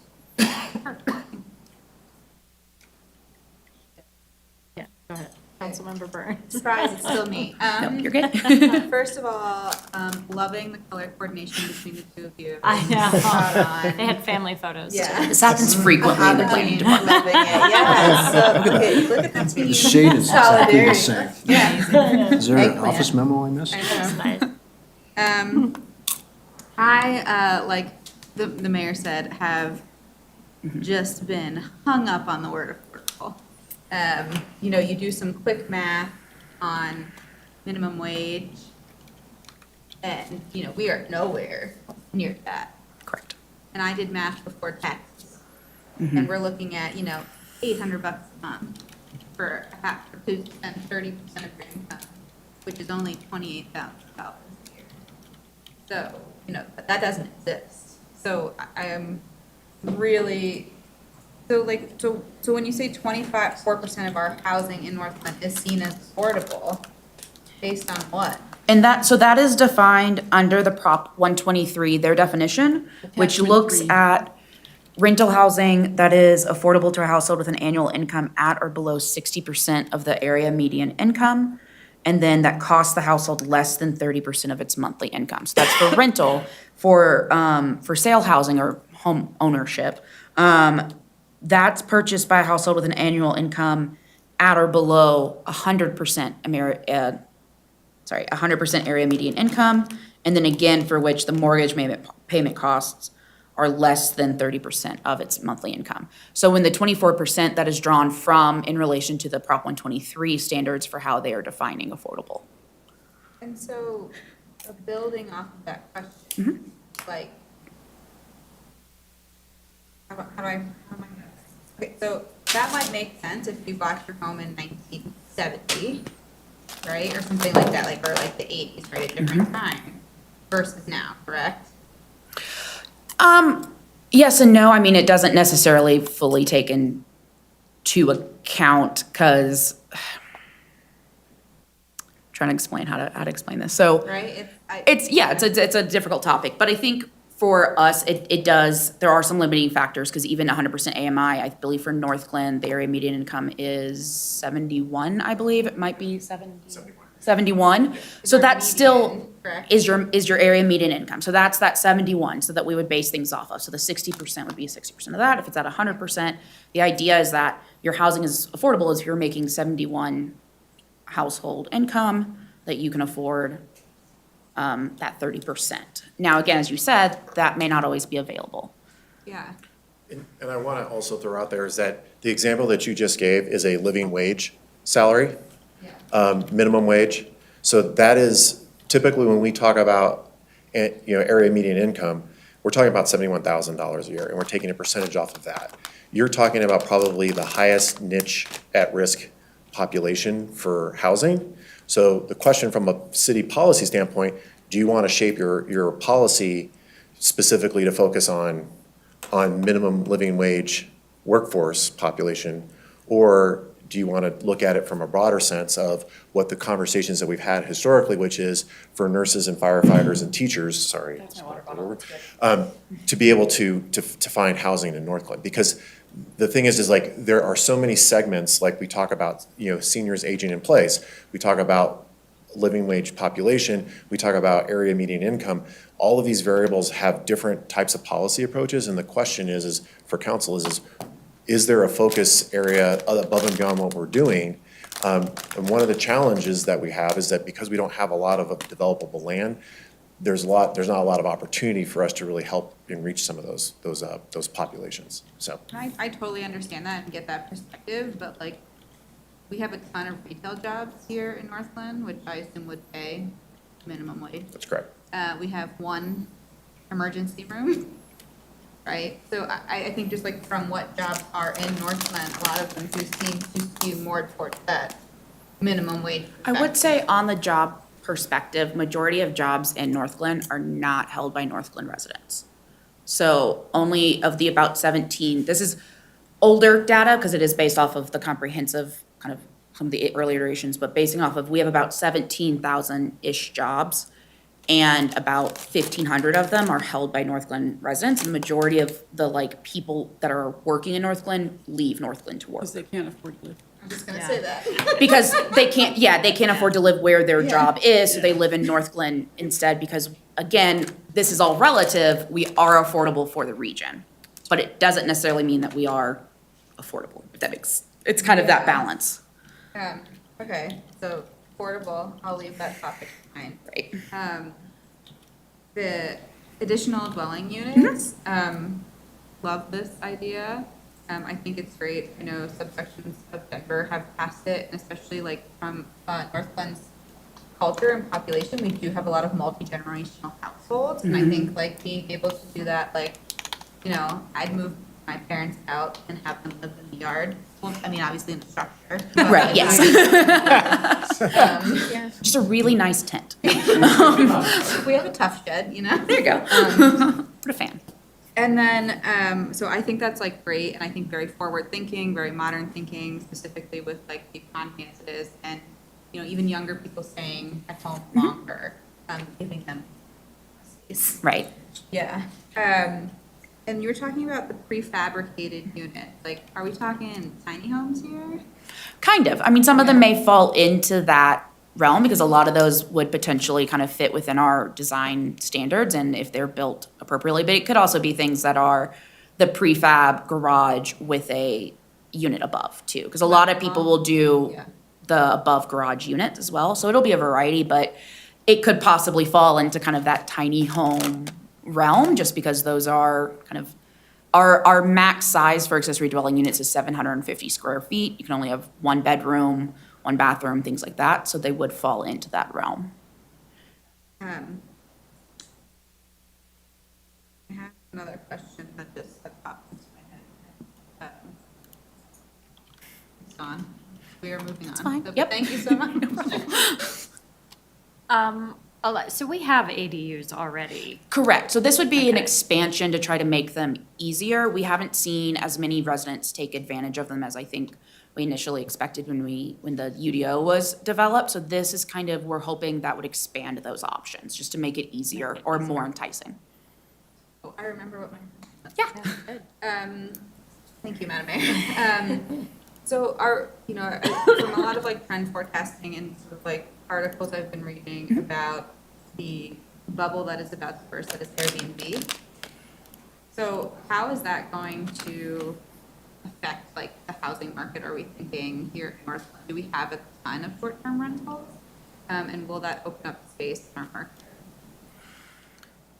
If that is a tough question, feel free to punt it. Okay. I think I would have to double check the number of short-term rentals that we do have. Correct me if I'm wrong, for some reason, the 70-ish range is where I'm thinking our number is at right now in terms of licensed short-term rentals.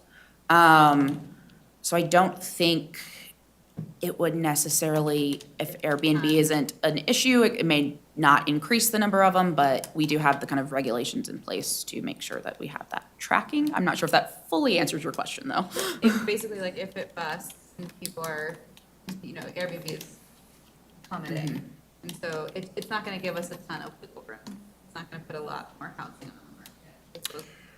Yeah, I would put it this way, we have 9,600-ish single-family residences, and it's less than 100 short-term rentals. So we've been aware of that issue and on its radar of the transformational aspects of what would short-term rental do to communities in suburban areas. Becky Smith, our planning manager, has been like on the forefront of looking at that issue. We just don't have the number and the volume that I think other communities may be facing, especially when you get into the mountain towns. It's a huge issue. Yeah. And that is where you could have a catastrophic impact. Thanks. Councilmember Goff? Thank you, Mayor. Okay, so some people have asked some of my questions, and I've got a lot of them, but, and some of them maybe are just even comments. But to get back on the ADUs, if we're going to allow people to do the short-term rentals in those, I would definitely want community engagement in that, because it sounds like we already have short-term rentals that the party house thing is a potential problem. So just, I think any of these things we're talking about, like, I would love to even go to a high level and support really affordable housing. But then you get that whole NIMBY issue with people say we don't want our neighbors to have a duplex on their lot or whatever. So that, whatever we do, I strongly urge lots and lots of resident engagement, because we can, do all this and then pass something, and then people will say, I didn't know we were doing that. I hate that. So. And then my other comment is about the area median income is kind of a wealth distribution inequity, I think, where we're talking about, like you're talking about $70,000 a year that's not a lot of people. I mean, yeah, there's a lot of people who don't make that. And so it's really, to me, it's kind of sad that that's just used as a blanket measure. And I was looking at the Proposition 123 definition of affordable housing. And I would say that what we got presented to us last week is not affordable housing. And he didn't say affordable housing, but even that, because of the, like Councilmember Burns was pointing out with her math. A lot of people get left out of that. So to say that North Glen has 24% by that definition, I'm actually kind of surprised it's that high. Right, and that is one thing too with, in terms of the Prop 123 definition, that is their definition in terms of developing the baseline.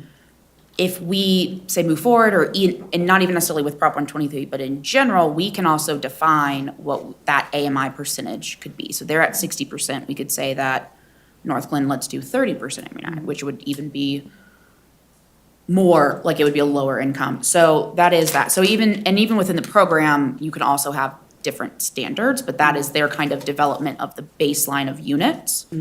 So it isn't something that we necessarily, as you said, we don't necessarily have to use that definition if it doesn't fit kind of what we see as affordable, because 60% AMI may not be enough. It may need to be even lower that we provide, or even higher, or it would be 80%. I'm going the opposite way. Actually, if you go 80%, you help even more people. So that's kind of, we could define that, and that is one of the kind of policy direction things as well, is how do we want to define? Okay, and then, so these are all good things I'm keeping in mind. And then the idea of helping, say, for example, seniors improve their property so they could stay in place, then they get the double-edged sword of increasing their property taxes if the value of the home is going up because of the improvements. So, you know, it's this very complex issue. I think, you know, even if we were to go up to a more medium or more aggressive approach, I'm not sure our residents would be able to see, like the mayor was pointing out, oh, that's what we did, because it's just really so complex. So I would not want to push it to go too high. I mean, I almost think that the best bang for our buck would be to try to do some lobbying about the construction defect issue and let everything else just fall where it may. But, so I'm not inclined to be too aggressive at this point, just because even though personally I think that would be great, I think we're going to have residents who are going to push back on it. And I also think staff could put a lot of time and effort in it, and nobody would really notice the difference because of, you know, where we are. Good point. Mayor Pro Tem? Thank you, Madam Mayor. So I made a note, but one of the things we discussed at the CML Executive Board Retreat is that we will be lobbying for the construction defect. So just know that that is something that's in the works. That is something that we talked about, and we understand that's a high priority, and on the housing subcommittee as well. So pretty excited about pushing for that. I have a couple of questions. I think what I'm hearing is that an overlay zoning, that was okay with our residents? Was that- Yes, so okay. the expansion of the ADUs and the mention of kind of overlay as a policy was included in the section, and again, Yeah. approved. So, thinking about what we thought was unaffordable senior housing last week, and I believe Carl's Farm, I had made a note that it was something about around $1,100 to $1,200 a month for the senior housing a year ago. So a huge difference there, but the whole point of that is to create more movement, right? So, again, I don't think it's great for seniors, but I assume there's some that can afford that. Inclusionary zoning.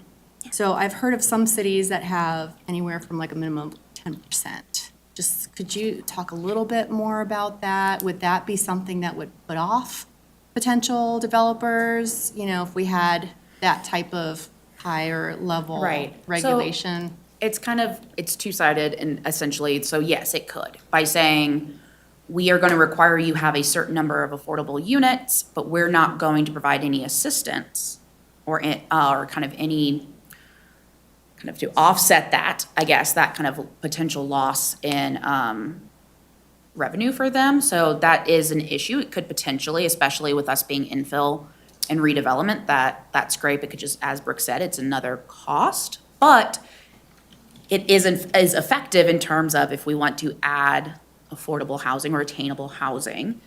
If someone does come in, we are guaranteed that 10%. So that's kind of the flip side. It may make it harder, but if someone does bring something, or guaranteed it. So if it's an incentive-based approach, it makes it easier because you could either, say a density bonus, you could add more units to offset the cost of the ones that are now affordable, but you could also provide no affordable. So that's kind of the trade-offs of the two, if that makes sense. So it could make it harder because it is just a extra cost, especially if they're not able to take advantage of low-income housing tax credits or other other kind of projects, or not projects, sorry, kind of subsidizing credits and So things of it that would be better nature. to have inclusionary with some type of incentives, whether that's more density or something else? So, I don't think it would necessarily work together that way. Because if you're requiring the inclusion of affordable housing, we can say that you can have a density bonus, but if everything is required to have that, it's just now that's the standard. That we could just say, All that's, right, you get the gotcha. extra because we know that, so we're allowing in this overlay district for this increase, say, for the in density to potentially offset since we are requiring. But it wouldn't necessarily be like inclusion and incentive together. So much going on. Yeah. I would be interested in knowing what our residents think of having some type of inclusionary zoning. But if you're looking for what we think, I think the overlay zoning is something that doesn't quite, doesn't hurt anything because it still has to go through a process. So I would say I would support that. Right. And then I have a question about 123, Prop 123. Again, going back to CML, the executive president was like, well, it doesn't hurt to not apply because you basically get put in a little, timeout and you can't get funding the next year. But I have two questions, I guess. Does that apply to, let's say, Carl's Farm that's still being developed in a certain, no, so it has to be brand new? Yeah, so Okay. it's based on the year that they're permitted. So since those have already been permitted and I believe are under construction. I think everything is permitted. Yes, so those wouldn't count. But if we had like an overlay zoning and, and that new housing or infill housing that would qualify in that AMI or whatever, that would qualify for Right. it, so. Yes, so Okay. essentially so it would start, I believe, next year is kind of the start point of the program. So anything that's built that is affordable or permitted within those 3 years goes towards that increase in the base. So with the overlay, what we were saying is one of the ways to potentially make that happen is to have either incentives or inclusionary zoning within the overlay, because that's likely the only other area that we could get that kind of momentum in terms of construction. Mind you, this would start next year, and we definitely don't have anything in place right now, say for Marketplace. Like, we are still wanting to do the sub-area plan to make sure that the highest and best uses would be mixed-use regional. So that is the kind of concern with, in terms of Prop 123, are we ready to take advantage of it? If it's even feasible to take advantage of it. I've heard take advantage anyway. So just, I don't know if Right. you know the answer to this, but hypothetically, what amount could we be looking at receiving? Is there some kind of ballpark idea? It depends No. on how many people apply. For the first fiscal year, it's about 145 million, and in the subsequent years, it's 240 million. So it's kind of we could come in at the beginning, and not a lot of people, because they don't know the program, aren't gonna take advantage of it, and so we wanna go ahead and move forward. The other flip side of that is, there is a caveat within Prop 123 that does require a potential expedited review process that has not been well thought out yet, but that is not getting included right now in the first 3 years. That's not gonna happen until the second section. So there could also be a big rush of people that are going to apply because they know that that is not an issue that they have to deal with during the first 3 years. So that's kind of, it is. Let me also Very throw, torn on this 'cause it's- and let me throw some context out here. So part of what Prop 23's intention is, from my interpretation of the policy, is to help offset those AMI below market rate housing costs. So costs $10,000 a unit to build. You're gonna now rent out a space that really you have to build at $7,000 in order to break even. So Prop 123 is supposed to make up that $3,000, okay? That's essentially the tenet of the policy in a sense. With $140 million I'll give you perspective. The Alexan project, which is 300 units, that's a $70 million project.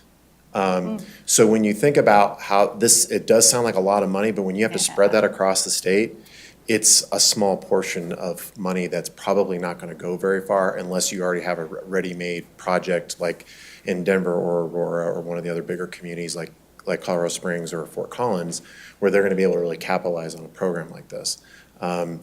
So I would just throw that out there, is that it seems like there's a lot of money, it seems like there's a lot of opportunity, but when we start thinking about like the type of densities that we see happening in Northglenn, and then somebody who's going to then want to go and do that policy process to bring the AMI in, that's where I think that's the other side of this. And in the memo that we have from the consultant sort of elaborates a little bit more on this sort of challenge overall.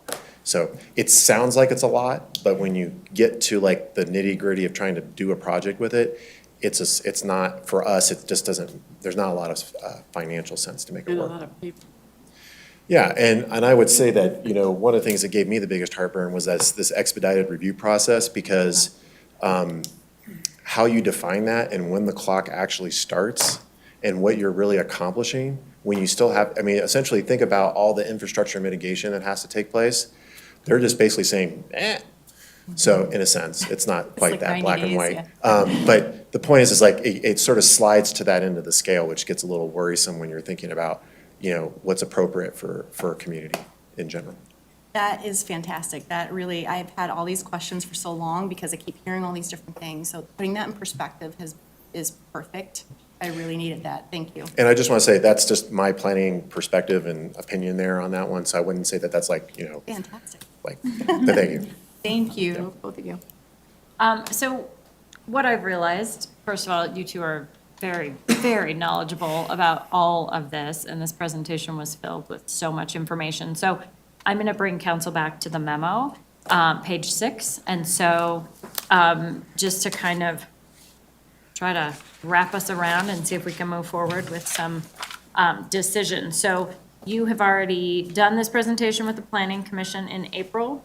And so if we would like to move forward with the overlay and ADU policies, then you need to schedule a public hearing. So if we could hear from every council member and see what your thoughts are on those, then staff will have direction on what to do next. Does that make sense? Yes, could I also ask that for the overlay, that we also provide any consensus on including incentives or the inclusionary language as well? Because we do have that kind of ready to go if we would like to add it to an extent, when we work with the consultant. So just kind of, Just I wanna can make go sure back to. Clear on that, yeah.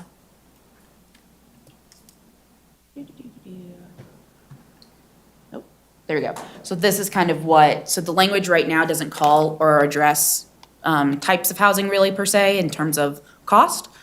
So one of the things that we could do is add incentives for affordable housing or the inclusionary. And it could just be, would you like us to look at it, kind of adding it in? Jump in, Councilmember Condo? Thank you, Madam Mayor. I would be in favor of the low to medium, as well as the MX overlay with the incentives. Incentives, okay. I feel like I'm ordering a burger from In-N-Out. I was Take a double We have a double. menu of options for you. It's fine. Fantastic. Councilmember Goff? Yeah, I think I agree, because, I'll say it's because if we do the requirement for, say, 10% affordable housing, I just don't think, first of all, that's enough housing, affordable housing. I mean, that's like a drop in the bucket. And then it could also limit us on, developers and a lot of other things. So I think incentives is the way. Incentives, okay. Councilmember Walker, do you want to weigh in? Yes, ma'am. I echo Councilmember Condo's statement, and I am definitely against the inclusionary zone. Against it. Okay, so are you okay with the incentives? Yes, ma'am. Awesome, thank you. Councilmember Burr? Thank you, Madam Mayor. I also want to just take into consideration the presentation we got from Crew a couple months ago about Northglenn sort of being the main character in the unhoused situation in the future. And affordable housing is a great way to help address this problem. So I want us to not think of things in silos and think of things systemically, how they impact our citizens and residents and all other things when we make these decisions. Because we can't complain that people don't have homes and not good homes. You know, or jobs that then they can afford these homes. So I would love to push for minimums, 10%, because even if it's not enough, it's something to help at least get some people in a place where they can live and work in Northland, which is ultimately what we want. So I want to say yes and to that. I happened to be in a meeting with Mayor Johnston today and discussing his emergency declaration for homelessness and the ideas that are coming out of that. And so I do think they're good ideas and they're different than this. They're different than this policy decision, but they address what you're talking about. So I feel like that's a yes. So, I don't know. Yeah. Yeah. Councilmember Long, did you want to weigh in?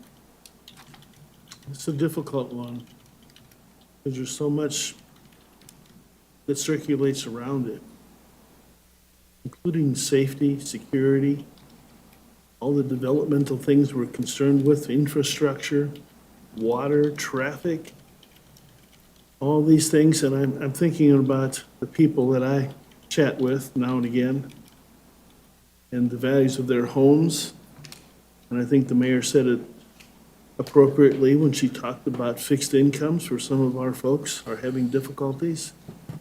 And so, again, with all due respect to the needs out there for the unhoused folks, we have our own folks, residents in Northglenn that we need to be really, I think, respectful of.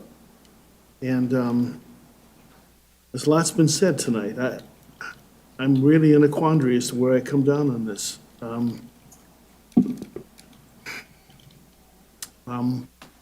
Having been a developer in another life, when you provide incentives like density bonuses, expedited review, reduction of waivers and fees, hey, I'm all over that. I'll jump on that in a minute, in a heartbeat, to develop something. But would it be the right thing to do in the long run? Right. And one thing to I'm your sorry, go ahead. point, sorry, I apologize. No, To your please. point in terms with this is, especially with, say, Marketplace and the overlay districts, we're looking at the areas of focus within the comp plan. So we would be studying those. That would involve public engagement to kind of understand, does something like an overlay make sense here? So the adopting of the kind of policy language we have right now isn't going to automatically create an overlay district. There is still going to be a sub-area planning kind of process that does allow for public engagement and kind of the market understanding as well of, does mixed use even make sense here? So there is that level of study that we would be looking at prior to kind of creating an overlay Sure. district, if that kind of speaks to some of your concerns. Yeah, it does, thank you. You know, I sat on urban renewal for 7 years, and we used the term blighted areas, and we had 6 sub-area council areas that we planned and worked on. Again, just putting in the bee in my bonnet here is the fact that we have some apartment housing that might be considered for redevelopment with the right incentives, with the right people stepping forward. That might be a way to go. Again, I'm just thinking out of the box a little bit. I guess I'm coming down on, I take the low stance on the affordable housing right now. Okay. I think I like laissez-faire, let things be as they are, let the marketplace make decisions. So, thank you. Okay. What do you think?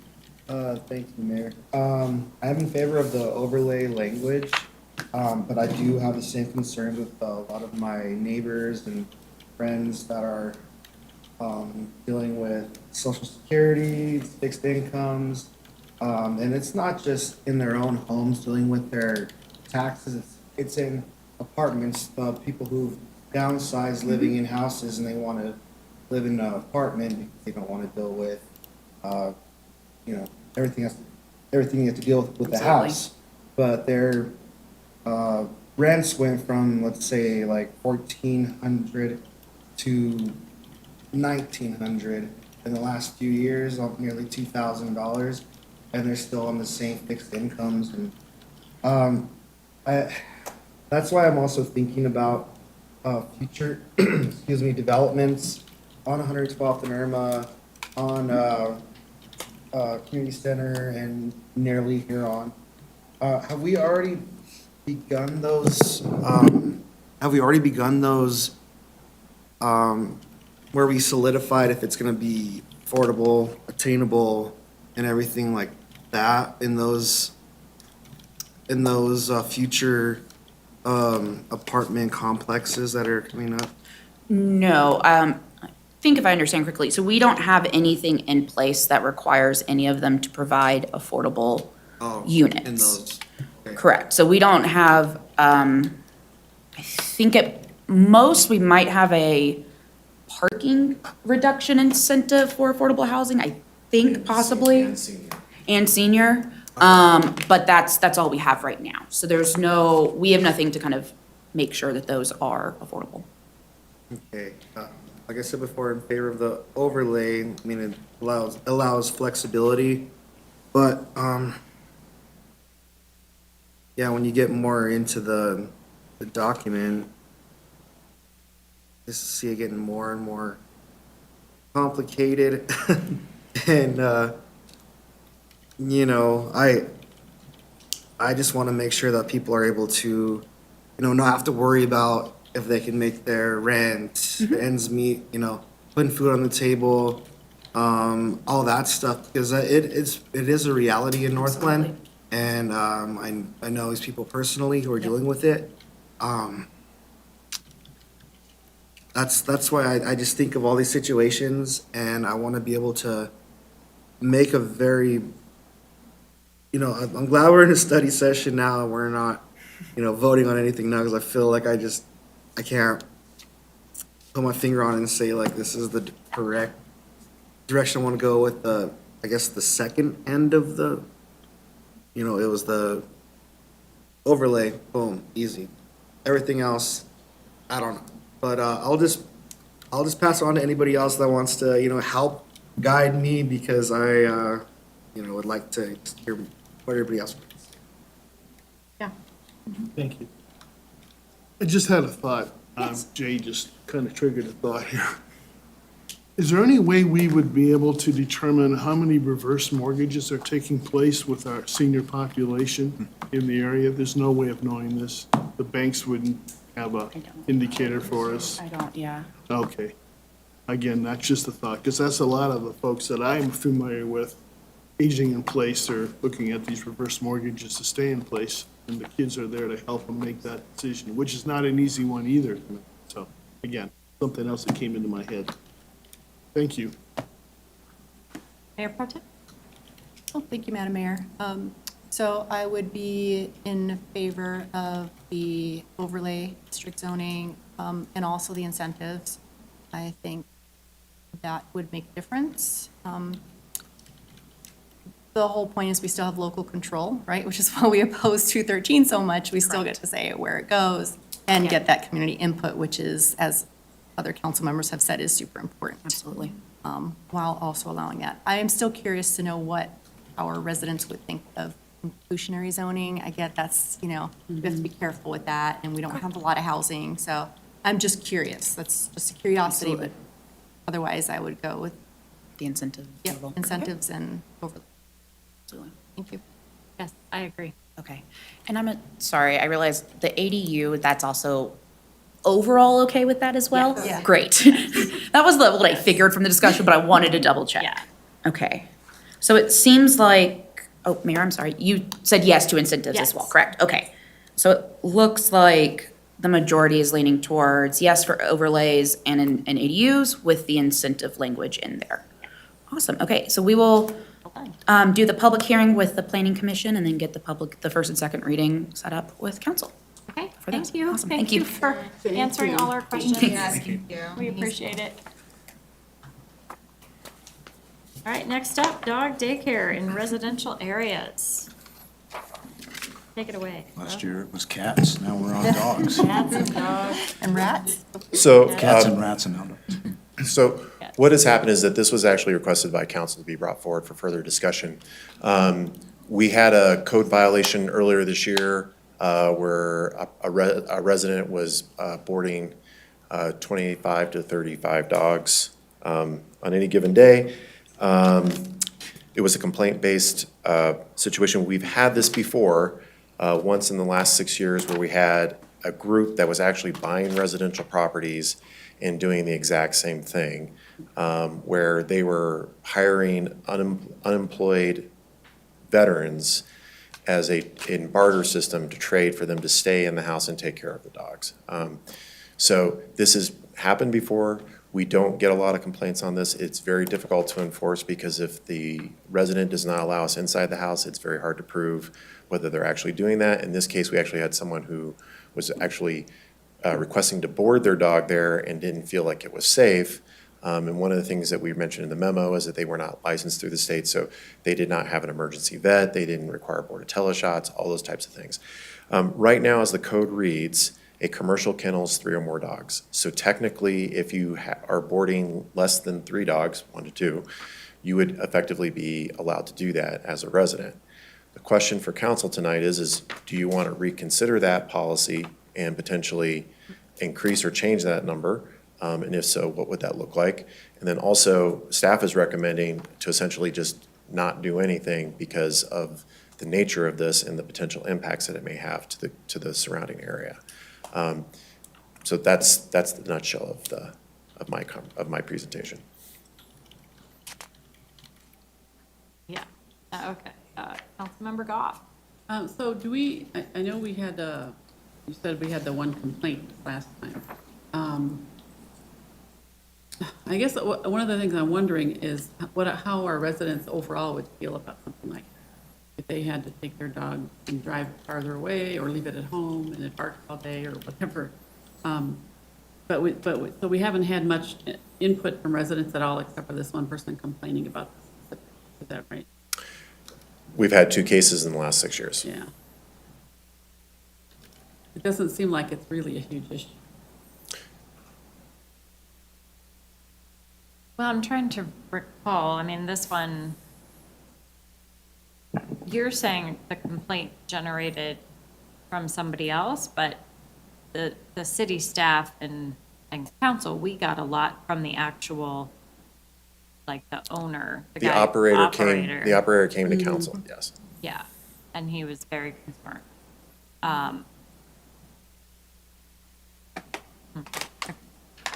Councilmember Kondo? Thank you, Madam Mayor.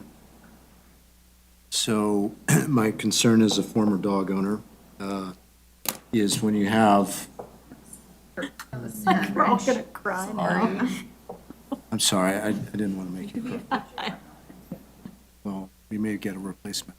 Anyway, whenever you're bringing in a large number of dogs without, say, Bordetella vaccination, I mean, you're spreading a pretty nasty disease, not to mention kennel cough.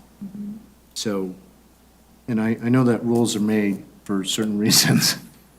So when I look at your 3 options here, whether it's prepare an informational notice and share that with what we suspect to be businesses in the city.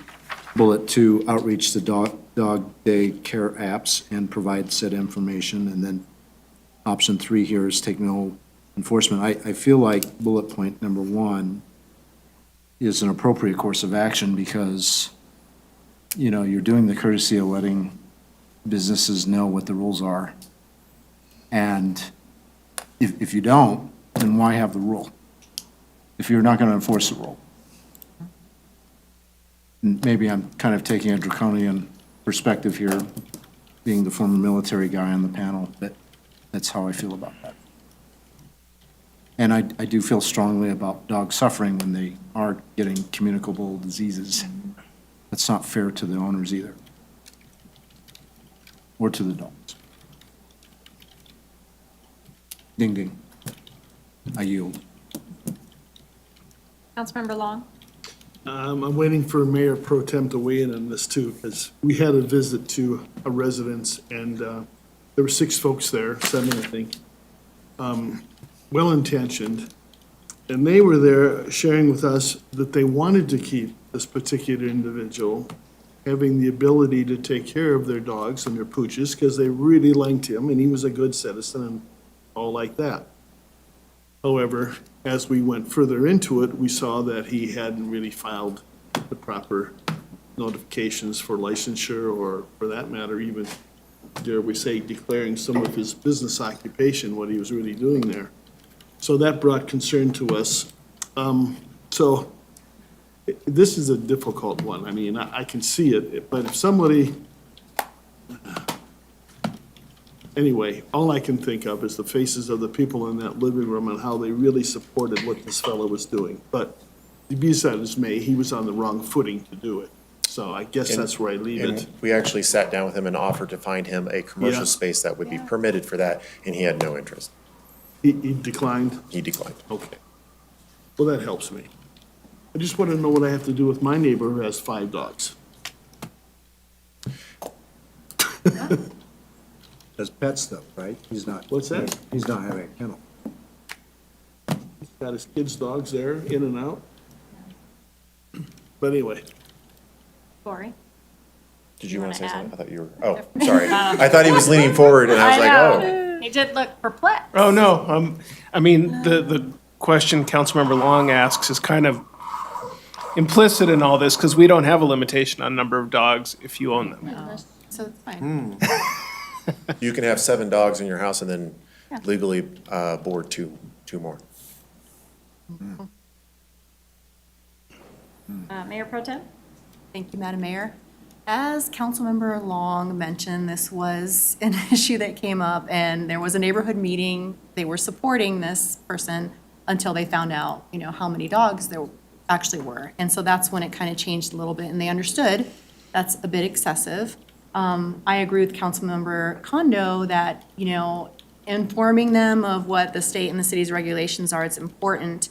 And this was actually a request that I brought forward because of that meeting, but also the fact that Rover is, that's a thing now. And there's how many Rover businesses, and that's not really regulated, right? It's up to each city.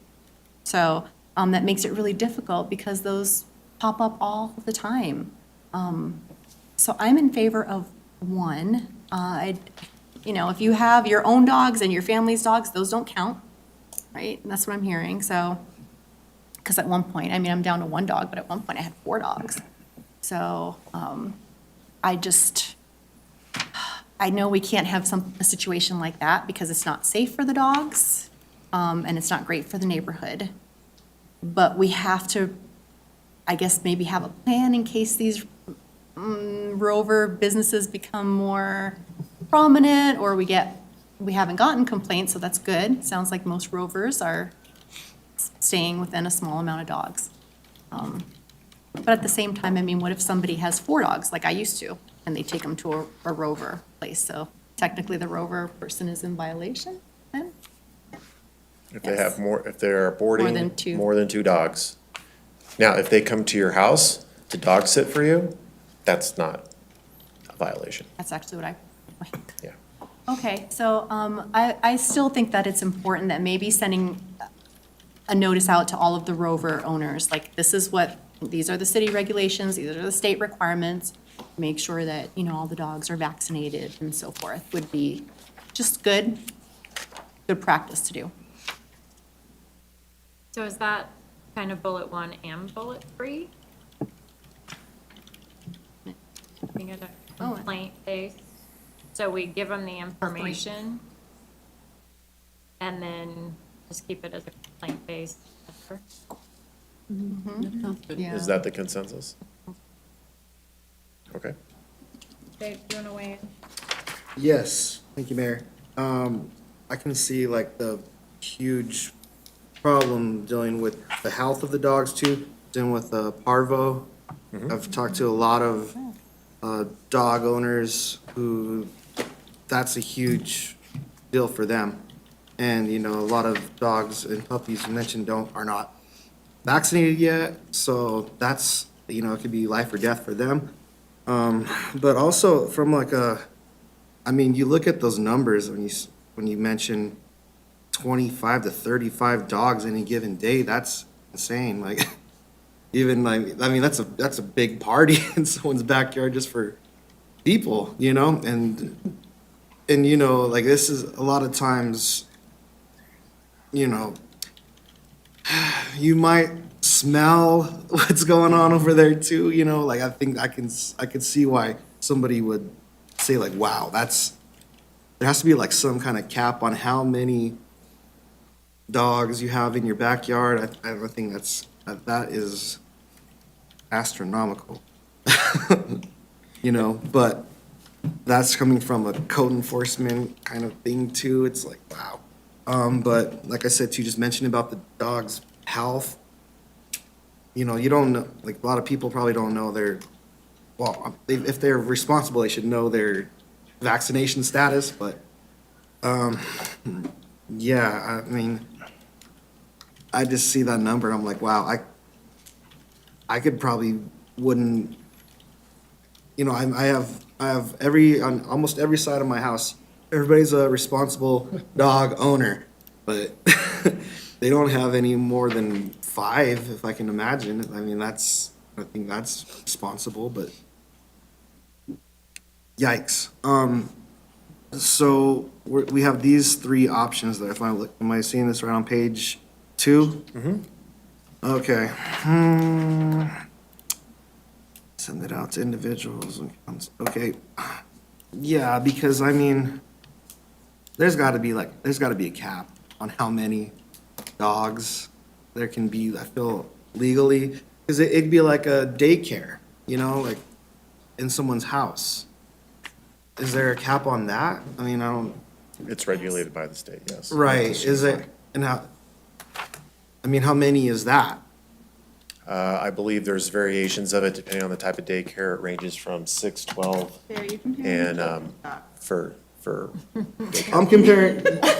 People love their dogs, right? They treat them like I love my pets, and I'm saying like, honestly, would you want 25 of somebody one person taking care of, or 2 people taking care of 25 to 35 kids in their house? That's like a classroom. But in their house. This is not a facility for education, right? I mean, homeschool, I mean, maybe you can homeschool your kids, but like, you're not homeschooling the entire neighborhood, right? I'm just making sure you are. I know, but making the direct am I comparison. making sense though? Answer my question. I mean, I think it's slightly different. I think children of a certain age require a lot more responsibility than dogs. Of a certain age, having both, you know, like I love my dog deeply. I have 2 dogs. I have a kid. Their care needs are wildly different. Right, Yeah. right. But what I'm saying too is like, imagine living next door to 25 barking dogs, 35 barking dogs that are, maybe they don't get to tend to cleaning up after the dogs Oh, too. yeah. Like you wouldn't really want to go to your backyard, go and do a barbecue. Oh, yeah. Yeah. So are you proposing a new idea, or are you agreeing with what council has said? So we're talking about the 3 bullets on the memo. Bullets 2, 1 and 3. So I wasn't sure if you What is were it, one- proposing a new 1 and thing. 3. 1 and 3? Yeah, Or- the bullets on page 2 of the memo. I'm there. So, I mean, Are you you're good with passionate that? about it, I see that. I'm just trying to figure out which option you like on this.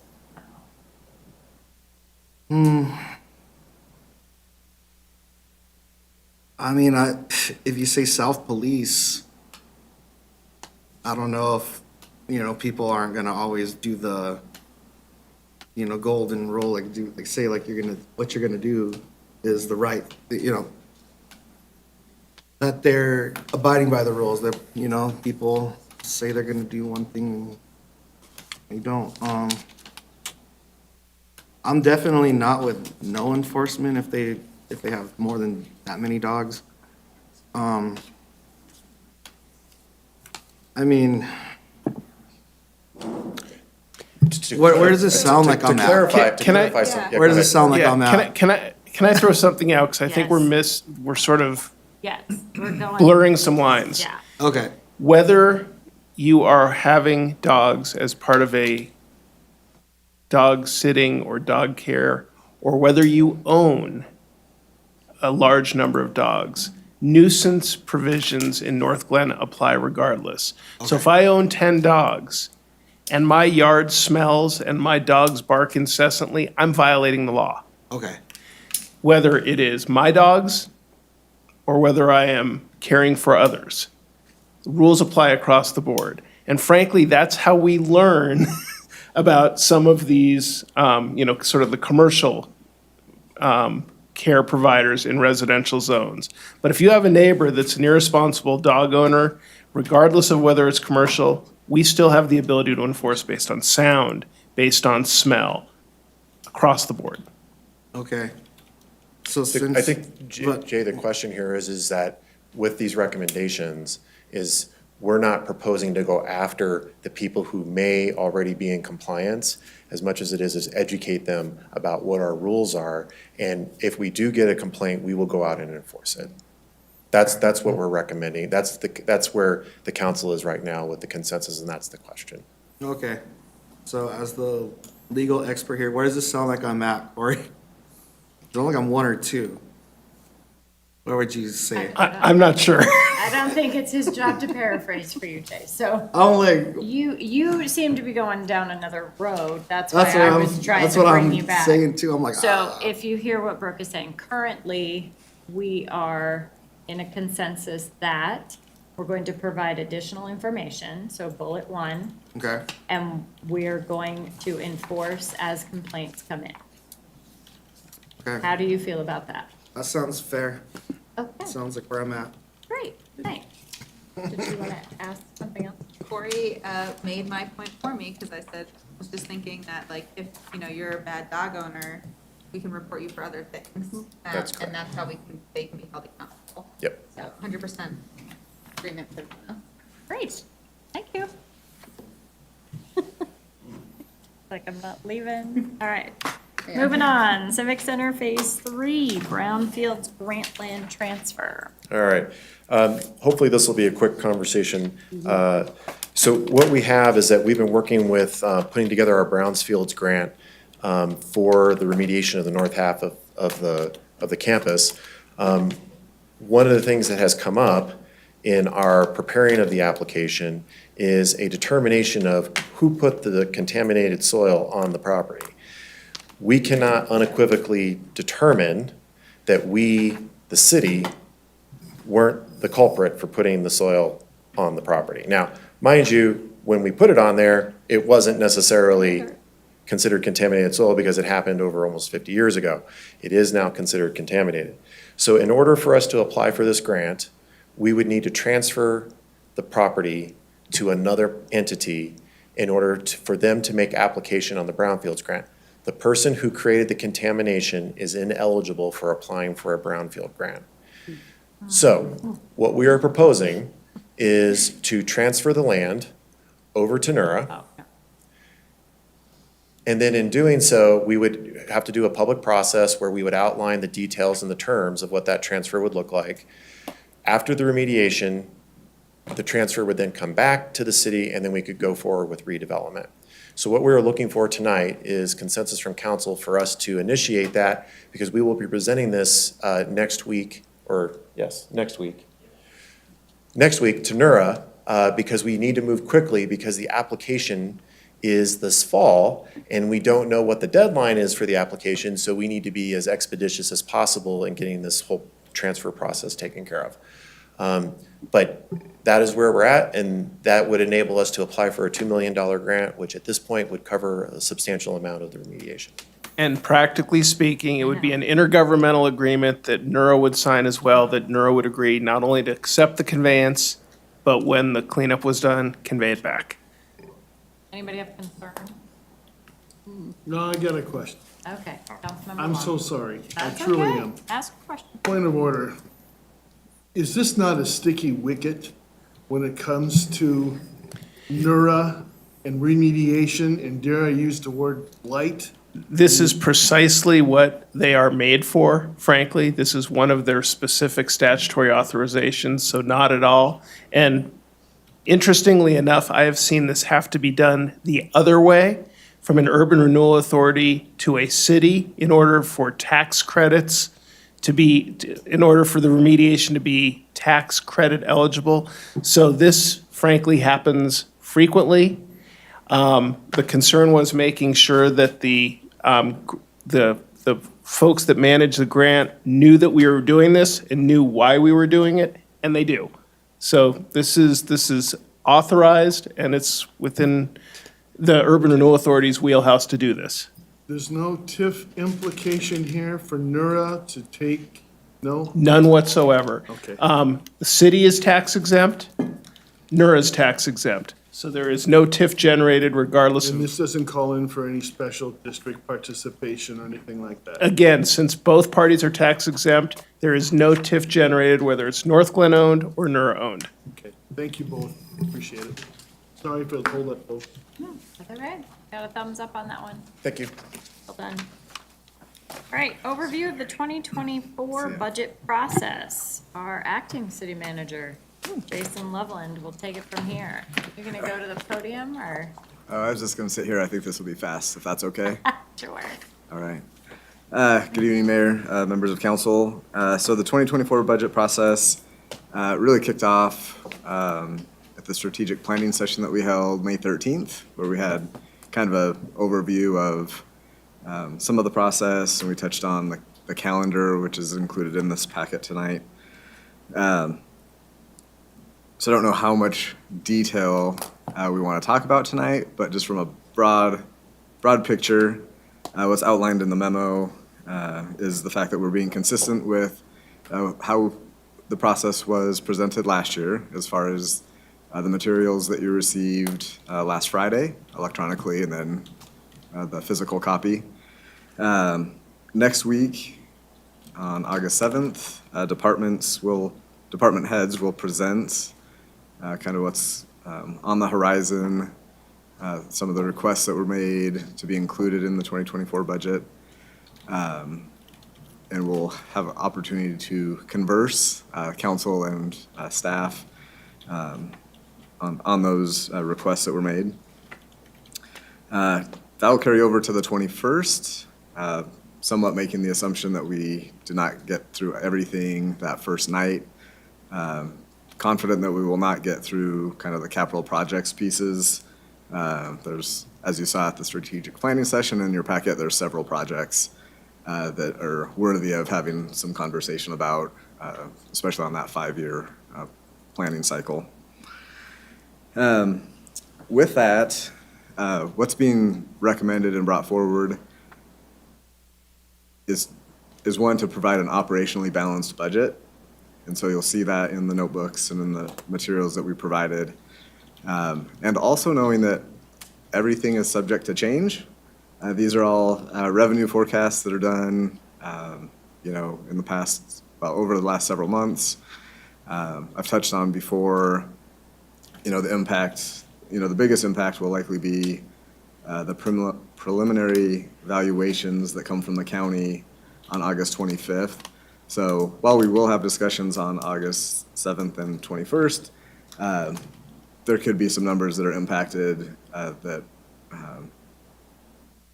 allow us to do more things or guide us to do fewer things. So all of that is kind of up in the air, but the main thing is you'll see all the presentations and requests that were brought forward, get to hear from staff in all of the different departments. The target date, a couple of key targets that are on the calendar. One, we need to present the proposed budget by or before September 20th. So we have that on the schedule for September 11th. And then also targeting adoption before November, so at the last meeting in October, which would be October 23rd, and with a public hearing on October 9th. So that's kind of the rundown of the schedule and the process. And happy to answer any questions, I suppose, regarding the notebooks or any details. If you have anything, please let me know this week, and our goal is to have answers and feedback for those meetings. I'm not prepared to talk about any of the details tonight, but that is why I wanted to get that out as soon as possible to allow for a conversation to have. And even at the meetings, if there are questions, we'll do our best to be able to answer them on the spot, but we may just need to touch base at a later date to make sure that we provide the most accurate information with your inquiries. Yeah, and that is a really good reminder. That's one of those, I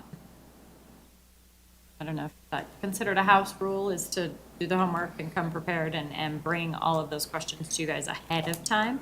And that way, you're prepared with all of those responses. Councilmember Goff. Yeah, I just had a clarifying question. So you said we're going to get a report from the county on the 25th. And that's about property assessment taxes? Now, everybody I know has, appealed their assessment. Is that report that's going to come out on the 25th going to include, like, the effects of those appeals, or are those still going to be in process and that may change things after that, or do you know?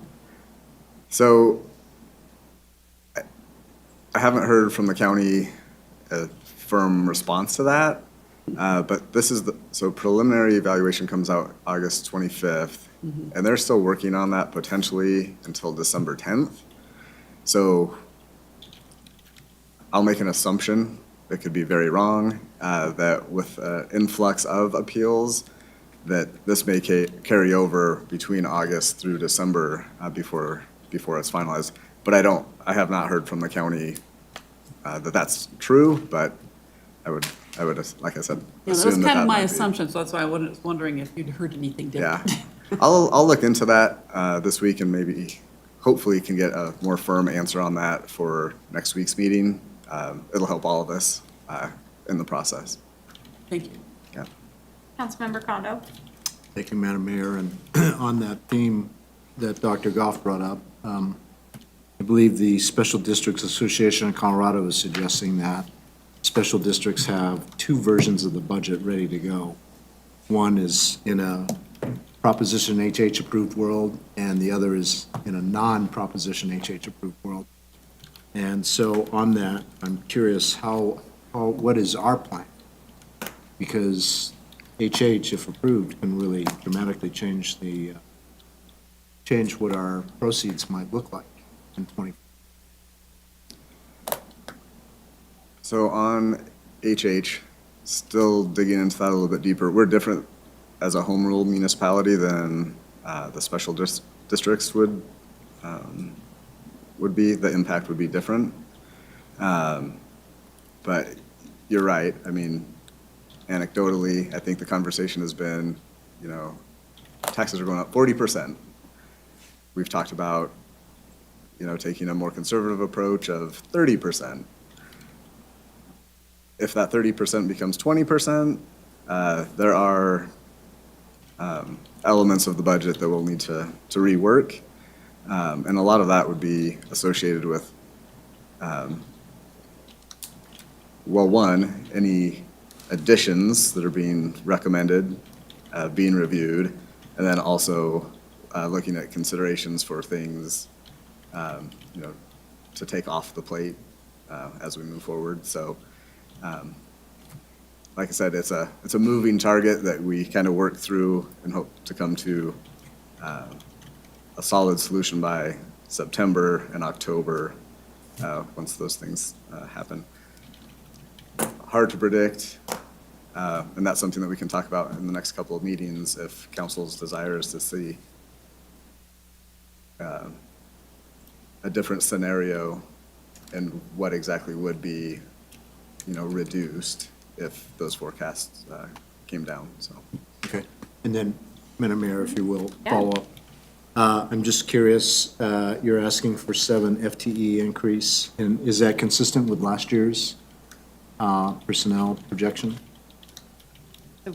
We're not asking. We're not that. talking about budget. We're not talking about it. We're talking about the process. Okay, today. very good. Then I Yeah, will so- retract my question, Yeah, it's okay. I think and you I'll just take it said offline. you weren't prepared to answer that right So- now.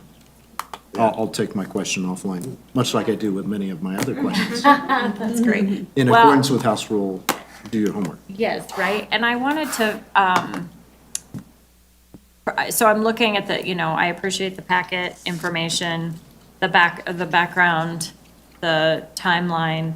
I know in previous years, Heather has wanted to highlight the fact that, it says section 584, the city manager shall prepare and submit to city council the budget.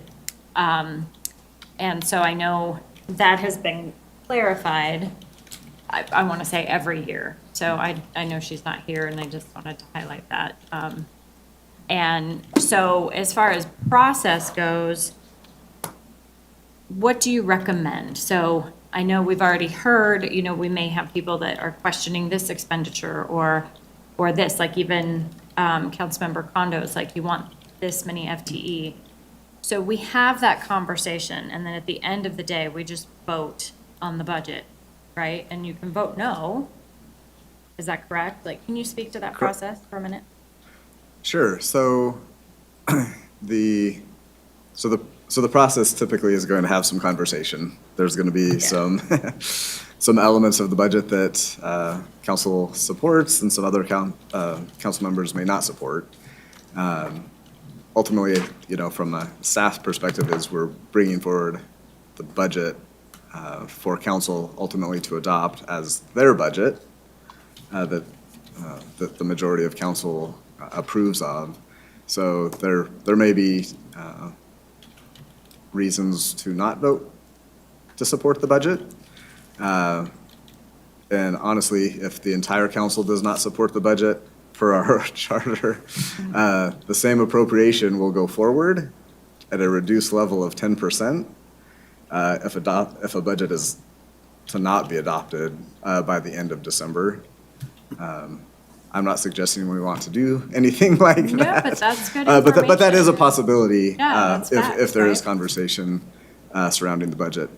So council, I'm not sure how many years ago, determined that the goal was to adopt the budget before November, which is why we have this date, October 23rd, in place. We've been doing that for several years. But our last mandated date, to adopt is December 31st. So if there is a reason to extend, the adoption, that is a possibility. And back to kind of your question maybe is, we will have conversations, and from meeting to meeting, we can make adjustments or will make adjustments based off of the feedback that council provides. So as much as we're proposing, recommending, there is opportunity to have conversation and make changes, so. Yeah, and in recent years, so in the PDF attachment to that example slide, that was added, was that last year that these slides were added? I mean, they're very helpful. And so then, kind of summarizes what the ask is by each department. So it's a nice visual. Councilmember Long? Thank you. We're talking about the process this evening, so I appreciate that. Having looked at all of this fairly extensively, I thought if we didn't agree, then you repeat last fiscal year's budget. Is that not the statement in the ordinance? Correct. Oh, that's correct. Yes. Okay. Yeah, and So it's not necessarily 10% is what I'm suggesting. I could be mistaken. Okay, I thought that's that's what what it was, but it may I'm not sorry, be. that's what I read, so I'm just clarification. Okay. Anecdotally, giving the public 15 days to respond once we finish, I know that's in the ordinance too. Just my first blush response is, I don't know if that's enough time necessarily, but that's just an opinion. The third thing is, we're talking about tens of millions of dollars here. And sometimes when we get into these conversations, they could be worthy of vehement discussion, I'll put it at that. And there's a part of me that says, I'm wondering if there's a possibility, and I don't know if it's ever happened before, the way of precedent, maybe the city clerk can help me with this also, if whether or not we ever went into executive session on conversations, if council ever did that, or felt it had to do that, based on some of the statements. I'm just putting it out there as a what if. I I'm mean, not sa- Corey's pretty clear on the specific reasons we can go into executive Okay. session. So it has not been my experience. He usually, whenever that's requested, or if it has been, I think it's actually only been requested by you recently. He just spits back out, these are the only ways, these are the only reasons you can do that. Everything else, especially financial stuff, needs to be, Okay, so that's all out in the public open for meeting. the public to hear us talk about Correct. everything. Okay, Yep. okay. Thank you. yeah, thank you for all of this ahead of time.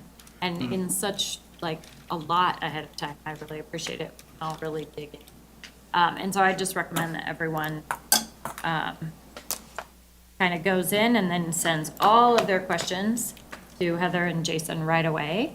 And just another reminder, not to go to department heads directly, but to go right through Heather and Jason so that they can be ready for all of our questions when we come back together. I have one last question.